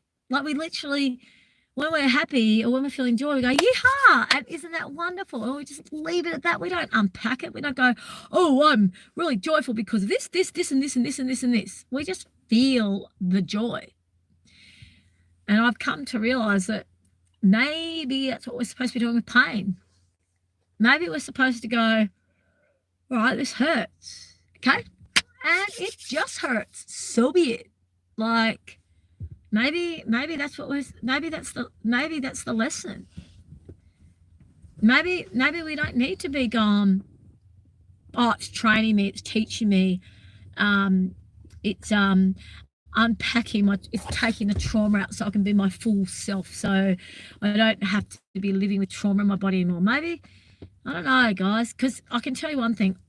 I feel the level of joy I feel because I've been so traumatized, so horrifically abused in my life and survived it. So my way of doing that is to be so in my body, so embodied, so present that I feel the true joys of life. And I feel the true joys of life in a way that a lot of people I know don't feel. Now, the reason why I know that is because when I go, da, da, da, da, they go, oh, really? Could you explain that feeling to me? And I go, da, da, da, and they go, well, I don't feel that. So I've come to realize that I feel the true joys in life because I also feel the true pain in life. And so not everyone feels the joys and the pain to my level. And so that's why we can't say having a painful experience is necessarily teaching us something, but maybe it's my lesson. Maybe me specifically as God, one of God's chosen ones, as an earth angel, and to be in front line of God's army. Maybe I am being honed and trained to learn from my lessons because maybe I've been given the skill set to unpack it. So maybe it's as simple as that. Maybe that article is too generic. Is that possible? Is that possible? So we can have this discussion via my email, and when in the future, when I've got my YouTube more professional, I'll work out a way where we can do polls and stuff. I'll put certain questions in, and we can do polls of what to talk about in the future. Or I don't know. I'm never going to give up on my dreams, or I'm pretty sure despondency, everyone, is just like, I felt really tired this morning. I mean, and I also danced all Saturday night. I danced from, I didn't get out to the doof till quite late, unfortunately. But from what was it, about 7:30 p.m. till about 6:30 a.m. all night, and then I had a few hours sleep, and I danced for the rest of Sunday. So normally I dance a lot more, but then I've had also a long time where I haven't been in a doof. So, and that's what, and I dance, like I really dance. I've got this ballerina sort of way of dancing. I'm on my tiptoes and I go really high and I do my spirals, and and I do my real hard, my heart goes really, it's physical, it's very physical. And anyways, what's my point in all this? So yeah, it's okay that I slept in this morning and despondent a little bit because my house, my home, it's a challenge. It's quite a painful challenge, continuing with the integrity of working on the place when it's just like a one of my friends said to me the other day, she goes, and I said to her, it'd be good if we could sort of unpack this a little bit more and sort of spread it out a little bit more. But one of my, she said, a house isn't a home unless you're sharing it with your love. And I firmly agree with that. But on the day that she said that, I said, well, hang on, why? Let's see if it's possible that a house can be a home when someone feels home within themselves, so they can just live there and love being there, even if they are alone and it's just them, and I'm saying that like, oh, if you didn't have animals, for example, if it was just you in the place, like could you make it, could you feel, is that a possibility for humans? That's my question. Is it possible for a human just to be in their own, completely like not not have a love, to not live with their love, to not share life with their love, with or without animals, I'm not sure. And most people I know, some people say, I love being alone, I love solitude, but they're actually also saying, but I accept that because there's no good men out there, or I accept that because I haven't met my man yet, or so they're sort of just saying that they would rather be alone than with the wrong person. So that's a different statement to they would rather be alone. And for me, I obviously desire to share my life with my love. Like I've always wanted my love by my side, and sharing, making life work with my love by my side. And when I realized that my love was someone who couldn't give equally to making it real, as in labor wise, when I realized it wasn't going to be shared labor, I had to grieve that. I had to really grieve it, because I was always thought, oh, imagine, you got two people out there building and constructing and creating, and imagine how much easier it'll be. But then I thought, it's okay. Sorry, it's my itchy ear. I thought, no, I'll make it work. I can find some strong people to help me do this, this, and this, and this, and this, because yep, I'll make it work. Somehow I'll make it work. But as I said to you in some of my previous YouTube channels, I was going to too much masculine. I was doing too much. Was it ever going to work, because I couldn't be feminine enough in that. So that's another thing I've discussed to the nth degree with everyone on this YouTube channel. Did I just orchestrate it too much? Did I push it too much? Because if I was so in the flow with God, maybe God would have said, you need a man that's actually a man that can be by your side, that can actually really help you, so you can be female, so you can cleave as the honorable female to your honorable man, your husband, who's cleaving to you as honorable husband. Maybe I didn't hear that message, because I was too determined that my love, my beautiful man who I married, is the man that God wanted me to marry, because I was hearing so many messages that he was the man for me to commit to. But was he the man for me to marry? I don't know to this day yet, because now I'm thinking, like, I knew that this girl Nada was alive. God showed me that she was alive. God showed me. Now, was that the whole reason for Nada disappearing? Apart from her randomly not understanding Australian bush and tripping, was part of that? Yeah, because I said on the whole forum, it's okay, Ron, she's alive. She's under a fallen tree with some sheets of bark underneath her and over her. And when I said it, I already knew it. It's just like God showed me that my his brothers had a revolver to his head and saying, don't you dare contact her or I'll kill you. So, and God showed me that. God showed me that to say, you need to know he's not coming to you because he doesn't want to. He's also shown me a vision of this person, standing at the door of this room, and him carrying a bed, and she's going blah, blah, blah, blah, blah, blah, blah, blah, and got the camper van keys, blah, blah, blah, blah, blah, and basically saying this, and full manipulation, full domination, and full, I can't remember what the other word is now. What was the word? It was on me the other day, but that when you just when you're hijacking something. Oh, it's so weird, I can't think of the word right now. Yeah, anyways, when someone gets stopped by doing something because of this particular blackmailing, being fully blackmailed. And so I'm going, God, why are you showing me these visions? Also got woken up out of the deepest sleep a while ago, going, you need to pray for your husband right now. You need to pray for your husband right now. You need to pray for your husband right now. I'm going, why? Pray for your husband right now. Pray for your husband right now. You need to pray for your husband right now. Pray, keep praying, don't stop praying. I said, what? Like, waking up from a deepest sleep. And then there was this message, you need to pray for your husband right now. Your husband needs your prayers. As delegated wife, your prayers have the strongest prayer of all. And then I'm like, I said, please, my darling. Please, my darling. I don't know what's going on, but please, I'm with you. I love you. And then I said to the voice that was saying, pray for your husband right now. Pray for your husband. What's going on? And they said, your husband needs you to stay alive. Your husband needs you to stay alive. You keep praying. No, this is really urgent. And then I got shown a vision that my husband was about to commit, unaliven himself. So then I've spent the next few hours just sending him so much love and going, come on, dude, just turn to God. Like, do you not realize that you can defy all these bullies and manipulators? You've got the power. You've got the ability to step up and live your truth and live your dream, and you have the power. The reason why they're trying to bully and manipulate is because you have the power, because they're weak. They need you to be alive and happy. They need you. You don't need them. They need you.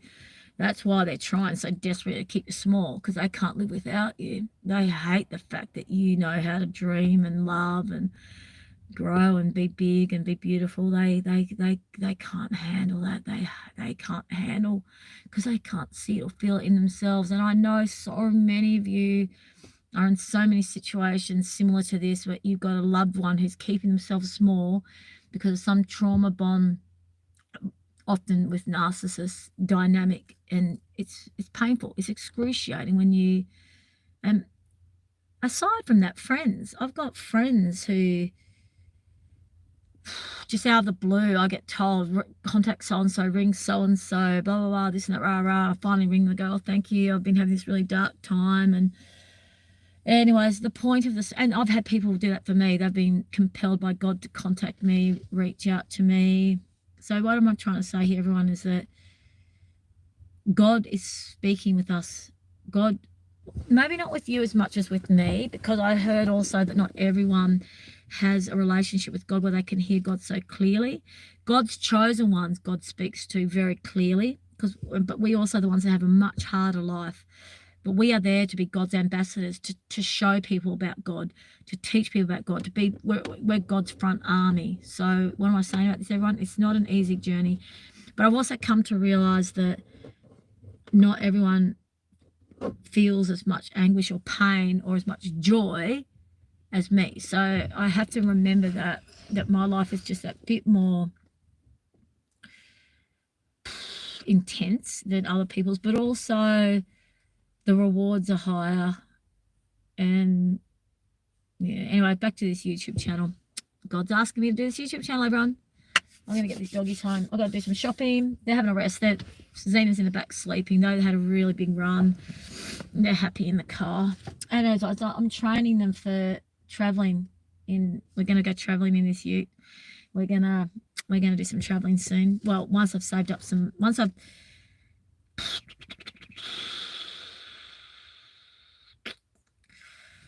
got some plumbing issues to deal with, tree pruning issues to deal with, retic issues to deal with. Got to do some more work on this car, brakes and steering wheel and stuff, and probably up the camping supply stuff a little bit. Work for this new guy for, I don't know, a fair while. We're not going to go traveling anytime soon, are we? But we can go to Doofs. I'll take him to a Doof soon. I didn't take him to his last Doof though, because I just needed to relax. I just needed to need to focus on myself. And having 2 young dogs is real. Having pups and 2 young dogs, I've had to make them my priority. And I've been not really focusing on myself, what I really need, because I've had to make sure they're okay, the animals and the cat. So a little bit more fun for me is what's happening, and that's fantastic.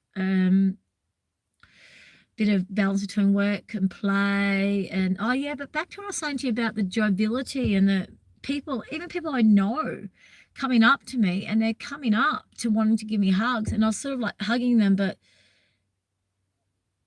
I also had people, they want to pick me up and spin me around and play with me, and I was like, I'm not in that mood. I'm not. And then I had some people go, they didn't feel offended, they weren't angry or upset with me.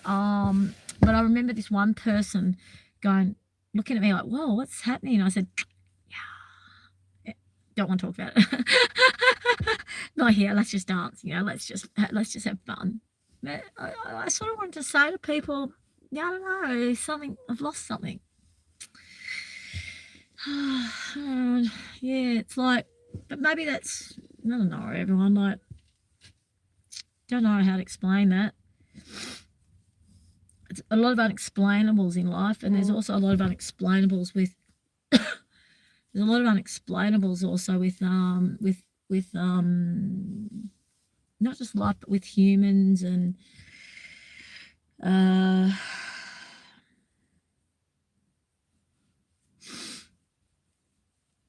And there's a lot. Wouldn't it be amazing if, like, you know what I love? I really love having really honest communications. But I like it to be that we can come out with some solutions. Like, I don't like just talking with people for hours. But irony is, these YouTubes, I do talk and talk and talk. But the interesting thing is, if I wasn't talking to you on YouTube, I'd be thinking it myself. So even though it's a YouTube channel, I'm talking to YouTube, I'm still in my own space. I'm not around people. I don't know why that makes a difference, because I can just shut this down whenever I want. I can just turn it off, and then it's just me, and I'm with the dogs, and I'm just in my own space. But when you're around people, or you're chatting with someone, sometimes you do want to leave it, you want to stop it, you want that alone time, and you're still around the people. And then how do you make that happen? How do you immediately go, oh, I just need some time out right now? Thanks. Oh, can I just go this second? Even though, you know, I don't know. I'll work it out. Don't worry, because I've got such authentic friendships happening that I'll say to my friends, I'm happy to have these deep conversations, but sometimes I just need to, there's a point where I just want to say, let's have some silence for a while, or let's just stop that now. And I don't know, I'll work it out, because that's what's happening, everyone. My YouTube channel is teaching me how to authentically question things, or feel like it's okay to go really deep into one topic. Like, because what I find really frustrating is you start to talk, you start to work something out, and then someone takes it to another topic. But because at uni we focus on one unit at a time, and each lecture or each tutorial we're focusing on one topic, you know, and we get to have a big discussion around it, and you get to really unpack it and unravel it and nitty gritty it, and then you got to do some homework on it, and, you know, write essays on various things and blah blah blah blah. So you get to and so we get to understand something quite in detail, which means we not just flitting about on the surface of something. We actually, because I don't actually understand so much about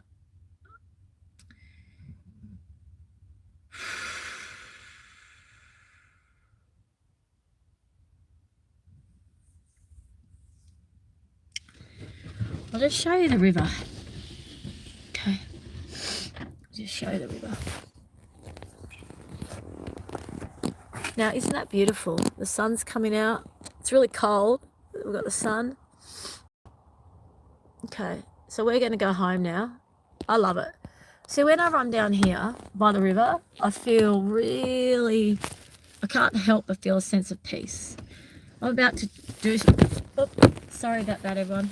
I'm about to do some driving to go do the shopping, and go home and light the fire. And because of the time, I won't do any hard work around the land today. But I can do some stuff in the house overnight, okay? So I can still do stuff while it's night time. But I'm doing all that. Like, it's like I'm just not the faking it till you make it. Do you remember how one of my first Facebook lives, or one of my first early YouTube lives, I said I got through a lot of my life going faking it till I make it, which is a statement of, you go into a room, right? You might be really might be feeling really uncomfortable or really nervous, because I get quite nervous around people. Like, I'm actually a bit of an ambivert. I used to stutter and find it even harder to talk to people. So I get this really high anxiety, and I'd often go in and I'd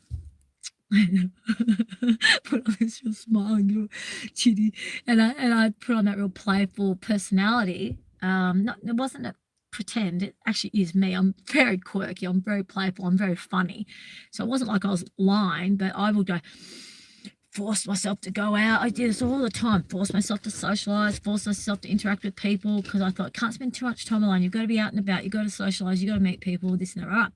It's like I forced myself to go to a ladies' celebrate night last Tuesday. Sometimes I force myself to go to Bible study. I force myself to, I force myself a lot, because I actually find it easier to be alone in nature, just me and the animals and nature. I find that easier, but I can't live life on my own. I need to be connecting with people, which is why initially I thought, oh, the YouTube channel is pretty good for that. And maybe that's why God asked me to do the YouTube channel, actually, so I can have, in fact, I just had a revelation. Maybe God asked me to do the YouTube channel so I could go through this really deep grief time in a very isolated situation, because I live in a really a small country town on a limited budget, and there was a time there where I just didn't have any money for hardly any money for petrol for the ute, so I had to make sure I had enough money to take the dogs to the river. But I was often walking around to do the shopping or whatever to save petrol, and I was really going hard. Like, we really didn't have enough to eat on because I had so many bills to pay, a lot of outstanding land rates that were accruing interest and all sorts of financial requirements that were non-negotiable. But foods are negotiable, not the animals. So I always tried to make sure I had the animal food, but then even that I was struggling because all these extra bills. I just had too many bills at one go, and then I had to give up work to be with the rah-rah. It just was a really hard time in my life. I was extremely isolated. And my YouTube was ironically, was my social life. It was really strange. And then it developed this quirkiness even more so. So it was really funny because I'd be a certain way on my YouTube channel and then I'd go out and about in society and I kept being that way. And I kept going, well, I'm like that on my YouTube channel, so I'll be like that with the people. And I started being all, and I started actually going and talking to people in real life like I was on my YouTube channel, and I was getting all these amazing responses, and I've kept going. And now it doesn't matter where I go in Northern, obviously it's always been like that. I've always been someone that's wanted authentic communication, but now when I walk around Northern, people are becoming really close friends in a really short period of time because I just went straight past all the superficial niceties, and I just basically was talking to people about topics and about various things like I do on my YouTube channel, almost forgetting that the two are separate. It was quite interesting. And then I'd say to people, I have a YouTube channel, and on my YouTube channel I discuss and they go, oh wow, that's fascinating. So I have created an environment where I can go down, like, talk like this with people in real life. So why don't I reach out to them more? Is that self-sacrifice? I don't know, everyone. I think it's because I like to just shut it off when I want to. I think it's because for me to go to someone's house, I've got to leave the dogs alone. Oh, can I justify that? For what? Just to talk to someone? I don't know. I'm confused. I find it hard. Sometimes I find it hard knowing what's the right thing to do, and that's why this YouTube channel helps me so much. I've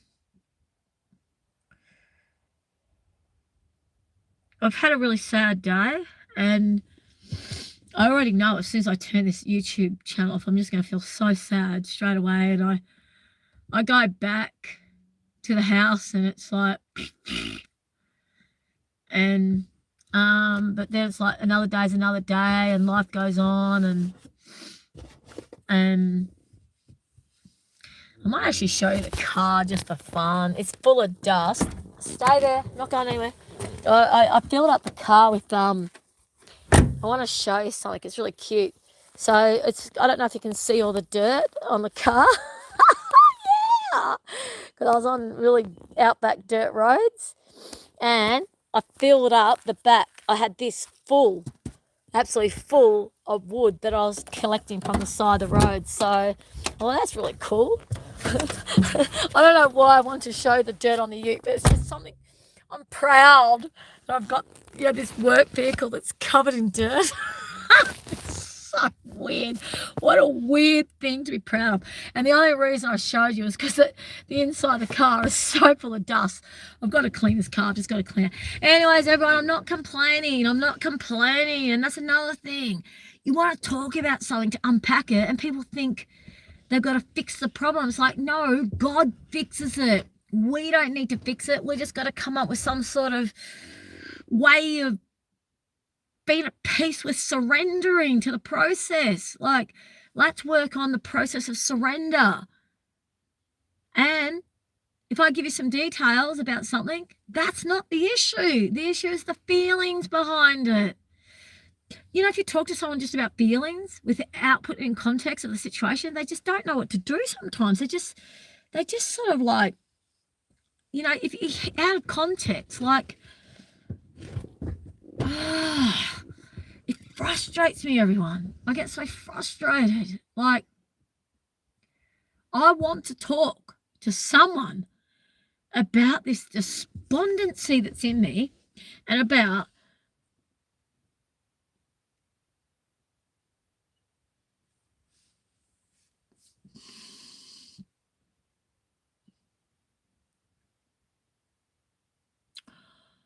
I want to work out how to get my heart to stop hurting, because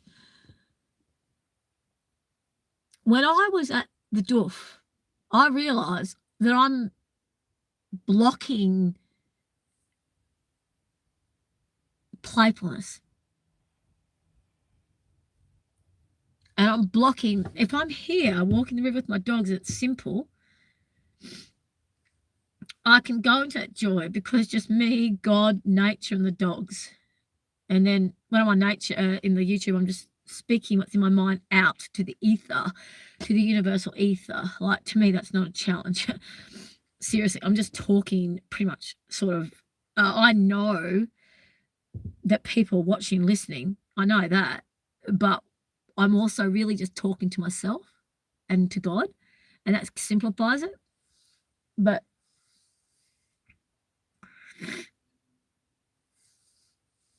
I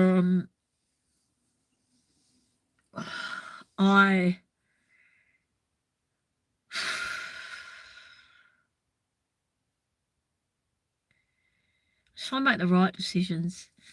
I just want to make the right decisions. And like today, I had no idea how to make today work. And I came up this and this and this idea. And I thought, you know what?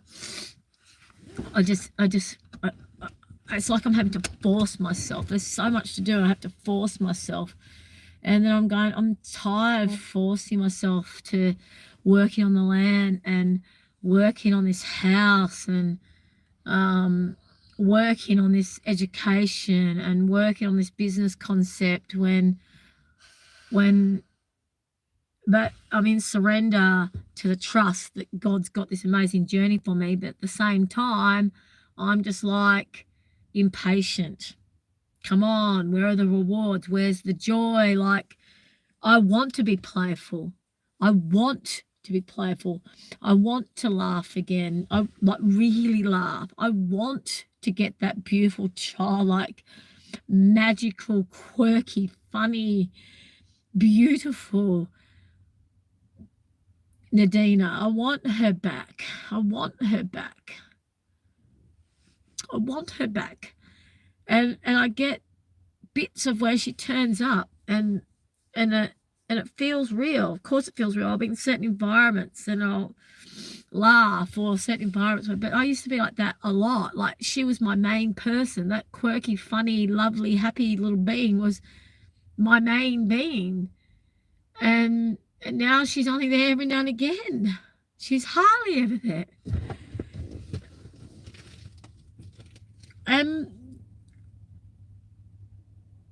nearly everyone I know just says things to me like, you know, you're doing so good. I'm so proud of you. And like, I know how hard things are for you. And they, you know, hold my hands and they just cry. And I don't have to say anything. They're so sad for me.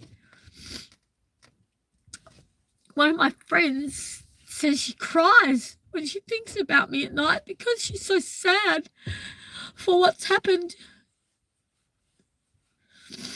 It breaks their heart. They just want me to be, they just want everything to be so beautiful and happy and good for me. And I want that too. And then we've got to surrender to God's plan. And we're all like going, what's God's perfect timing? Like, we've got to keep trusting in God. But we're all like, but as humans, like, when is that? When is that? When is that? When is that? You know, like, it's really hard being a human, isn't it? So challenging being a human. Anyways, an awakened, alive human. So basically, yeah, integrity, grace, and love. So I stay in my heart space, and I'm showing you how hard that is. Like, it's quite easy for me to slip into fear. I could slip into fear very easily. I could slip into pity and resentment, and also quite easily, but I also choose most of the time not to. I slip into it, but I pull myself out very quickly. Integrity. I know I need to get into action, get my business up and running. God's aligning me, with people wanting to invest in me financially and someone wanting to take me on as part of his team and subcontracting me out. So it's already happening. It's like God's giving me the most perfect people you can imagine. My body's getting healed, so I'm really strong and getting strong again, like I've got movement in my shoulder again, I literally could not move this arm. I could not move this arm. This time last year, I couldn't move it from this shoulder down, couldn't use the elbow, couldn't use the wrist, couldn't use the shoulder. Actually had to lift the hand up. If I wanted to drink for the cup, I'd have to hold the cup and lift my elbow up. And now, but I still have a lot of issues around things like chopping wood. Like when I do anything that's too hard, I can feel it. Anyways, everyone, leave it at that, shall we? And don't know what you learn from it. As per usual, I don't know what you get from these YouTube things, except for certain times I'm compelled to do one. This one's gone for 2 hours. Sometimes I go for an hour. I want them to be half an hour. I'd love my YouTube lives to just be half an hour. This time in my life is definitely one of the most challenging times I've ever experienced in my life. It is actually, my YouTube channel is actually one of my stabilizers, one of my grounding tools, as well as the vagus nerve, which is what my counselor showed me. So we've got the EFT, which is, it's tapping, electronic frequency technique, tapping with these certain mantras that you say, and down here. But the main thing I use a lot, and the fingers, very important. Tapping is important, very, very important. But the main thing that I'm learning is the vagus nerve, which is the top of the back of the ear. I've shown this to you on my other YouTube channels. It's so important. I'm teaching this to people all the time. Vagus nerve takes away anxiety. It takes the fear, fright, flight, fear. Anyway, what it does is it stops the frontal lobe disorder going on. It stops the hippopotamus, or whatever it's called, from the back of your brain, the reptilian part of the brain. It actually stops it in its tracks, so you can start making really embodied, present opinions. But see, the top of the back of your ear, and following all around the back of the ear. So you go all around the back of the ear, and then around the back part of that neck, and then down to the back part here, which I haven't shown you probably, but that's the vagus nerve. And you can, it impacts you, I've already forgotten all the names, the sympathetic nervous system. Anyways, I had all the names in a previous YouTube after I first started learning about it. I had all the proper names. I'll write it all down. I can't wait. I cannot wait for it all to be proper and significant. But that vagus nerve there, if you rub from the top of your ear, follow the back of your ear, and then you follow down your vagus nerve, and you go down to it's a little bit past your shoulder, and you just keep rubbing that, it actually reduces the fright, flight, fear responses, and calms oneself down immediately. It's so powerful. All right, adios amigos, and may you also be choosing to live your life in integrity, grace, and love. It's a good life, trust me. It's living life authentically and having those true joys. It's worth having the despairs. The true joys of life are exquisite. They are magical, and definitely worthwhile. It's feeling despairs for. As far as despair goes, we have I had a friend just reach out to me before. I'll ring her back now. When you are an authentic being and you're in your heart space, you only have authentic, lovely heart space connections. And so there's always a support network out there to keep delving into that, living in that heart space and living that authentic life. There's things as a result of that you will find hard to be around. You become more intolerant of falsity, vanillism, narcissism. You just see all that and you go, oh, how boring, really? Yuck. Move on. However you see it, as all of that is fear-based ways of living, and you can feel pity for the people. You can put them in God's prayers.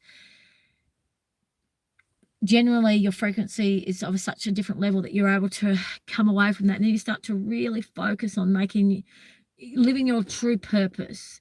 And the people who try to gauge you to pull you back into that low density way of being, it's really easy to, from a loving space, going, you can actually create really nice, firm, healthy boundaries from a loving, kind space, rather than a reactive, I'm drained, or don't bore me, or I'm triggered by that type space. So if you look at my YouTubes and you feel sorry for me, don't.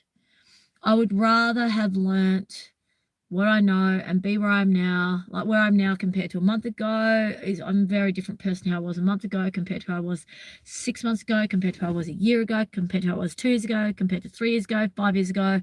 And I would way rather have the wisdom and the awareness and the I would wish I'd known what I know now earlier. However, it was only through trauma and tragedy and pain that I've been projected onto this trajectory. Now, this trajectory, as I said, is soul ascension. So I am up in my 5D way of living. I'm a soul ascended person who's getting more and more out of low density way of being. And there is a pain related to that, because there's not many of us yet out there, so we can feel a little bit lonely. But regarding that, no, there's a lot more of us out there. You just have to be honest to show your true colors, because the more you show that you're a 5D earth angel, an ascended soul being, someone who is outside the matrix, the more you actually show that, the more people will show themselves. And then before you know it, then you've got these truly, really authentic connections. For example, the other night at the ladies' night, they were all doing this one dance. It was like a set dance that everyone did in the 80s. I don't know what the steps are. I remember I went to a blue light disco when I was a teenager, and they all doing the bus stop, and everyone, even the teachers, everyone in the auditorium was doing the same moves, and I didn't. I did my own moves. I knew the moves, but I refused to do the same moves. I did my own moves. The other night, ladies' night, they're all doing the moves to this particular song that everyone must have danced to a certain way in the 80s. But I didn't even know the moves, but I was just dancing the way I needed to. And I just didn't care what they thought of me. I needed to dance. And I was actually wondering what the result was going to be. And I had all these ladies come up and go, Nadine, you're such an amazing dancer. I said, and I don't even was moving a little bit as well. I said, I know, I love dancing. I said, I'm a dancer. I love dancing. And then one of the ladies goes, I love dancing too. And I said, well, let's get some more dancing happening in Northern. Please. I'm a dancer and I need to dance. And I gave up dancing and the ocean to move to Northern to live with my husband. I gave up dancing and swimming in the ocean, the two things I love the most, in order to have this beautiful country life with my love. And I desperately need to actually have some fun. And that's why the other night when the ladies saw me dancing, and they've seen what an amazing dancer I am, and I'll go, I am a dancer. Now that they know I'm a dancer, I'm going to go, can we make it happen more? Can we get the dancing nights happening? It's not hard. We've got the karaoke equipment, we've got the hall, we've got the church hall. Let's do it. Let's make it real. Let's make it happen. Let's get some. A lot of people love to dance. So that's more authentic, isn't it? Yes. Is that not authenticity? And I almost didn't do it. I almost didn't get up to dance that night. I don't know the steps. They're all going to look at me and they're going, oh, she's dancing so differently to us all. What's that all about? Rah, rah. I went, no, I need to dance. I need to dance, and I'm around a safe group of women, and they can judge me if they want, but I don't care. I need to dance. But no one judged me. They did the opposite. That's that car going by. They actually did the opposite. They did the opposite. They were blown away by how well I danced, but they only knew how well I really danced. Like if they could see how I dance, they'd be mind blown. I've got like ballerina. I've got like a ballerina in me somewhere. She's fucking exquisite. The way I move when I dance is just amazing. And here I am not even dancing. Crazy, but I'll dance more. Don't worry. Anyways, I'm rambling now. Bye. I love you. Keep well. God bless. I'll speak next time. Stay in your integrity, your grace, and your love. Stay authentic. Be authentic. Anything that's not authentic, let it go. Be brave. Trust the 5D world. Trust that the 5D people will come into your world. Step up into one's dreams. Actually make the dreams true. Stop talking about what you want to do and actually do it. Free oneself from the worry of being judged or needing to stay small. Get away from any environment where people are not honoring your dreams or honoring your essence, or where you can't feel like you can show your true self, or you know what I mean. You guys know this. You got it. You wouldn't be following my YouTube if you didn't get it. Step up, be brave, dream big or dream small, but dream. Just keep on making this world heal. We actually have to heal this world by stepping up into a 5D. We heal this world by living from a heart stance and getting out of fear stance. Living small is fear. Being worried about judgment is fear. Being worried about doing things a certain way in order to be accepted, that's fear. Get out of all that. Get out of that self-sacrifice way of living and step up into your truth, integrity, and grace. And we'll keep talking about it, because that's what this YouTube channel's about. And this YouTube channel is going places. So are my curriculum, so are my workshops, so are the people that I'll be networking with and aligning with. The world is healing, everyone, and each one of us has a part in healing the world. Each one of us has a voice and a reason and a part to play to heal this planet. And if you're not part of the solution, then you're part of the demonic problem, and that will go. The demonic elements will disappear. See, we are winning. The light is winning, everyone. The light is winning. And it's a hard lesson. It's a hard life. But it's only going to get easier, and we come more and more, you know what I mean? We're bonding, we're coming together, we're connecting, we're supporting each other. It's beautiful. Playfulness, everyone. I need to start playing more. Please pray for my playfulness to come back. Even with my husband not by my side, please pray for my heart to stop breaking and allow that beautiful, playful child of me to come out, regardless of the fact that my twin isn't by my side right now, because he's still in my heart. Please pray that I can just get back to that exquisite being of who I am, regardless whether my physical 5D my beautiful husband is with or with not be by my side in 3D, because he's with me in 5D, and that's something that I need to accept, because God is by me in 5D, my husband is by me in 5D, and I need to let go of that pain of my 3D needs not being met right now, and surrender to 3D needs not being met, because in the 5D they are. 5D, everything is perfect and wonderful, and I'm aligning with that. I don't know if that makes any sense to you all. I realise I have a block with my surrender. I haven't fully surrendered yet, because if I had, my heart still wouldn't be broken. All right, lots of love. Okay, God bless my darlings. All the best, okay? Keep well. Speak soon. Looking forward to hearing your comments via email version if you wish. In the future, I might turn comments back on. Just for the moment, not enough people being brave. They're sending me emails, but they're not posting them on my channel for there to be a healthy discussion. I allowed this one person to go crazy with comments, because I was screenshotting the comments and using them as evidence in a court trial, because the person was showing what narcissists, blah blah blah. They were the, what do you call it, the proof of narcissistic control, the really psychopathic narcissist. So that person, I was letting them show just what narcissists they are, because that was my proof for my husband's defense that he's under psychological narcissistic abuse. So I kept them going for a little bit during that time.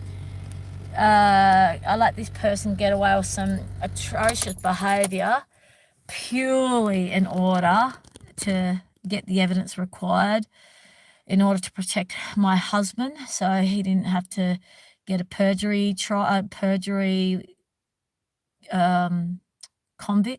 verdict or whatever the word is. But I actually ended up taking another track anyways. So I went down a completely different track. So back to my YouTube channel. At the moment, the comments are off deliberately until such time as people don't just email me their questions, but they say, I'd like to do a live chat on this. I go, great, let's bring it on. Because I want everyone to use my YouTube channel for the discussions rather than private emails, so that we utilize that time. But when I've got the computer set up and we do not webcam, when we'll do, it's going to be different. Eventually, don't know what time frame everyone, but eventually it's going to be quite professional. And it won't even just be me. The YouTube channel, I'll give it a different name as well. It will be slightly different format, and there'll be a few more people involved. It'll be a therapy business. It's going to actually be a therapy business. So this is just something different. What we're doing now, this is like God just saying, keep on going with the YouTube channel. It's me learning to be confident with speaking the truth. Okay, bye. We'll leave it at that. I'll turn the car back on. We'll get going. Okay, bye. Love you. Keep well. God bless. God bless.